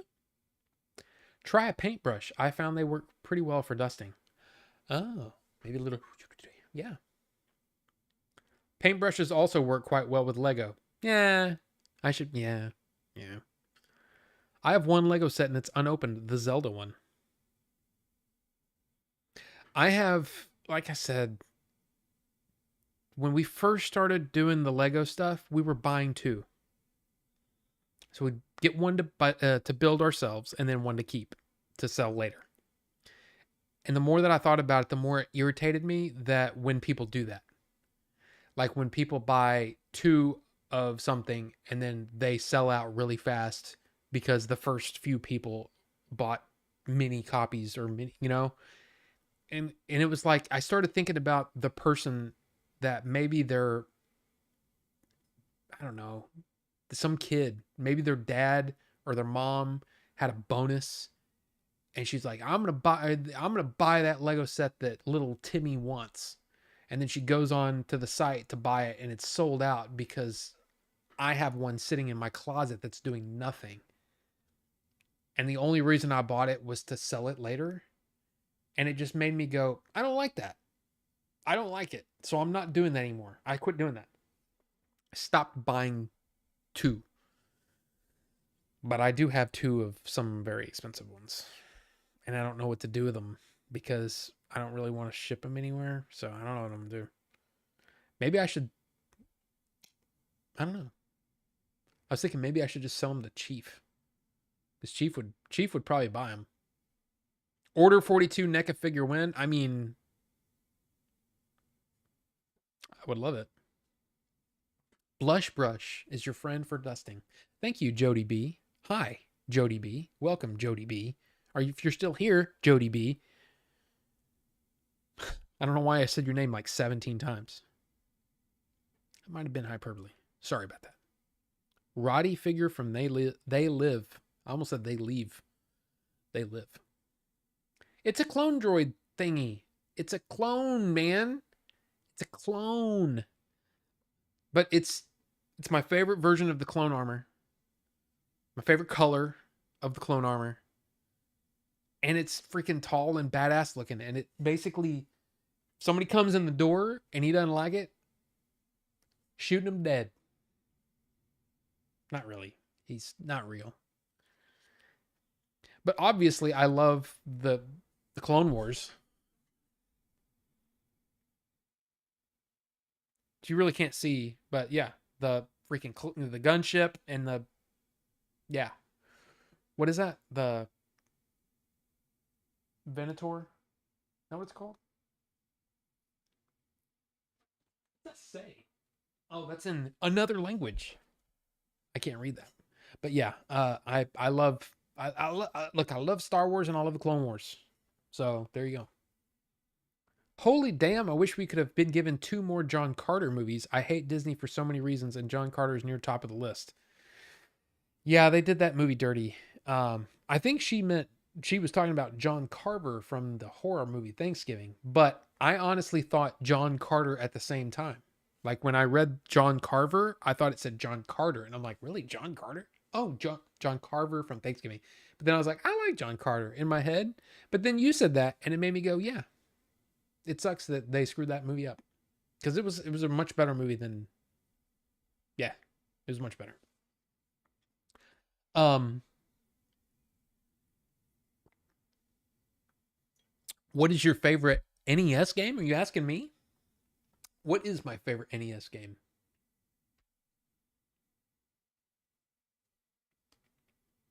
I have to think about that. Oh no, I don't. Mega Man 2. No question. Like probably, let's see. If you're talking about hours played, it may be Dr. Mario. I probably played more Dr. Mario than anything. But Mega Man 2, I used to do runs on Mega Man 2 every day when I got home from work. Every day. I'd run that game every day and just get better and better and faster and faster and faster. Um, but I mean, I could, yeah, yeah. Mega Man 2 is definitely my favorite NES game. I don't think there's any question. But now when I play it, I suck. It's been a long time since I played it like that. Legos are so much easier to dust when left in the box. Absolutely true, Steve. Absolutely true. Sorry, had to leave for a bit, but back now. Carbonite, you never have to apologize to me. Okay? Say you're sorry. Just kidding. I have an idea. Just sell the Lego sets to Billy in 4C. Who? Who's that? Is that a joke? Is that a joke? No. Like I don't know what that means. I don't know what that means. You guys need to start filming the Chode Wars. The blind kid? Oh. Dumb and Dumber. Right? Pretty bird. Pretty bird. Would be pretty badass to see a Rock'em Sock'em Robots game, but with Frank and Nada from They Live fighting over sunglasses. I like beat 'em ups games. I mean, I like beat 'em ups, the YouTuber too. Wood. I like him too. But that what I meant is I like beat 'em ups kind of games. I kind of want to get that what is the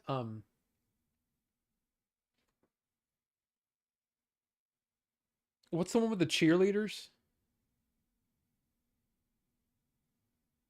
Where they're just kicking ass? For some lollipop? No.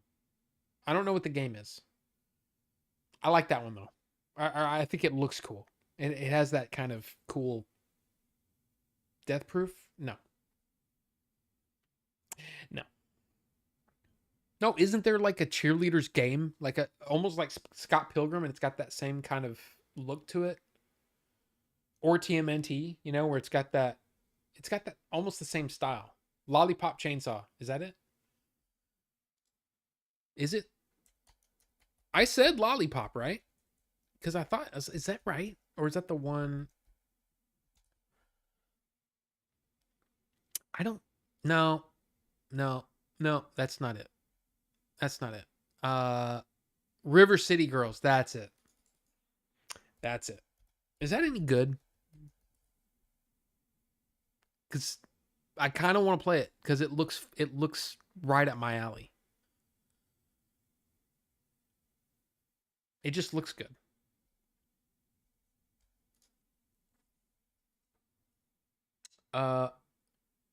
Lego Art World Map for that group build project. I don't know what that means.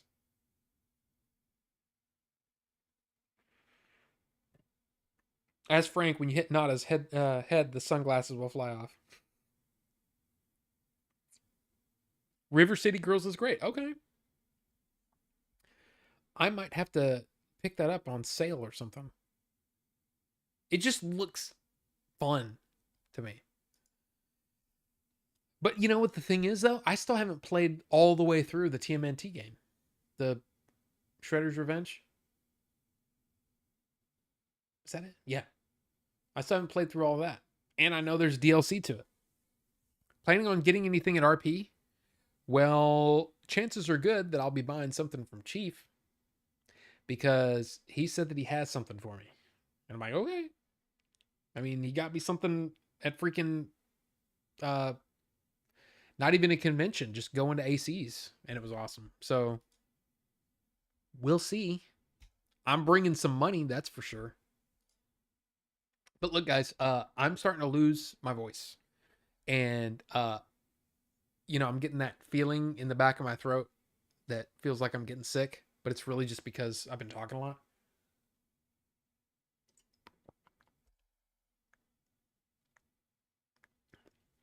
So I don't know what this weekend has in store, but I would like to try to do a Discord hangout on Saturday. We'll talk in the Discord and just see what time, but I would love to do a Discord hangout on Saturday because I think I'm going to be free, but I don't know yet. I have to find out, because if my wife has something planned, happy wife, right? Yes. So, and the reason is because I think she's off on Monday, which means we're hiking on Monday, which frees up Saturday. That's why we haven't been doing anything, by the way, Discord. It's because my weekends have been kind of taken up with the hiking. I don't know why I keep doing that. Sorry. So anyway, we'll chat. We'll find out. But yeah. You have no camera, Ricky? Well, you can get on with just chat. I mean, seriously, I'd love to see you guys and talk with you guys, but if it's just voice, it's fine. Do it. If you have a mic, do it. Carbonite. Damn it, man. No, it would be great if you're available. But like I said, we'll chat. I'll let you know and stuff. Maybe Saturday sometime in the afternoon, maybe early evening. I don't know. That's what we have to chat about. But I'd like to do a hangout because I enjoy those and I like talking with you guys. So, you guys have a great rest of your week. Again, hearts. Thoughts, good thoughts. Man, Florida, I'm rooting for you. I just want people to be safe. In fact, the only people that I know in Florida is Warehouse Dave, which he's probably been in trouble too. But Joe from Really Rad Weekend, I hope everybody's okay, and let's all keep Florida in our thoughts because they're gonna get hammered. But anyway, you guys have a great rest of your week. We'll see you next time.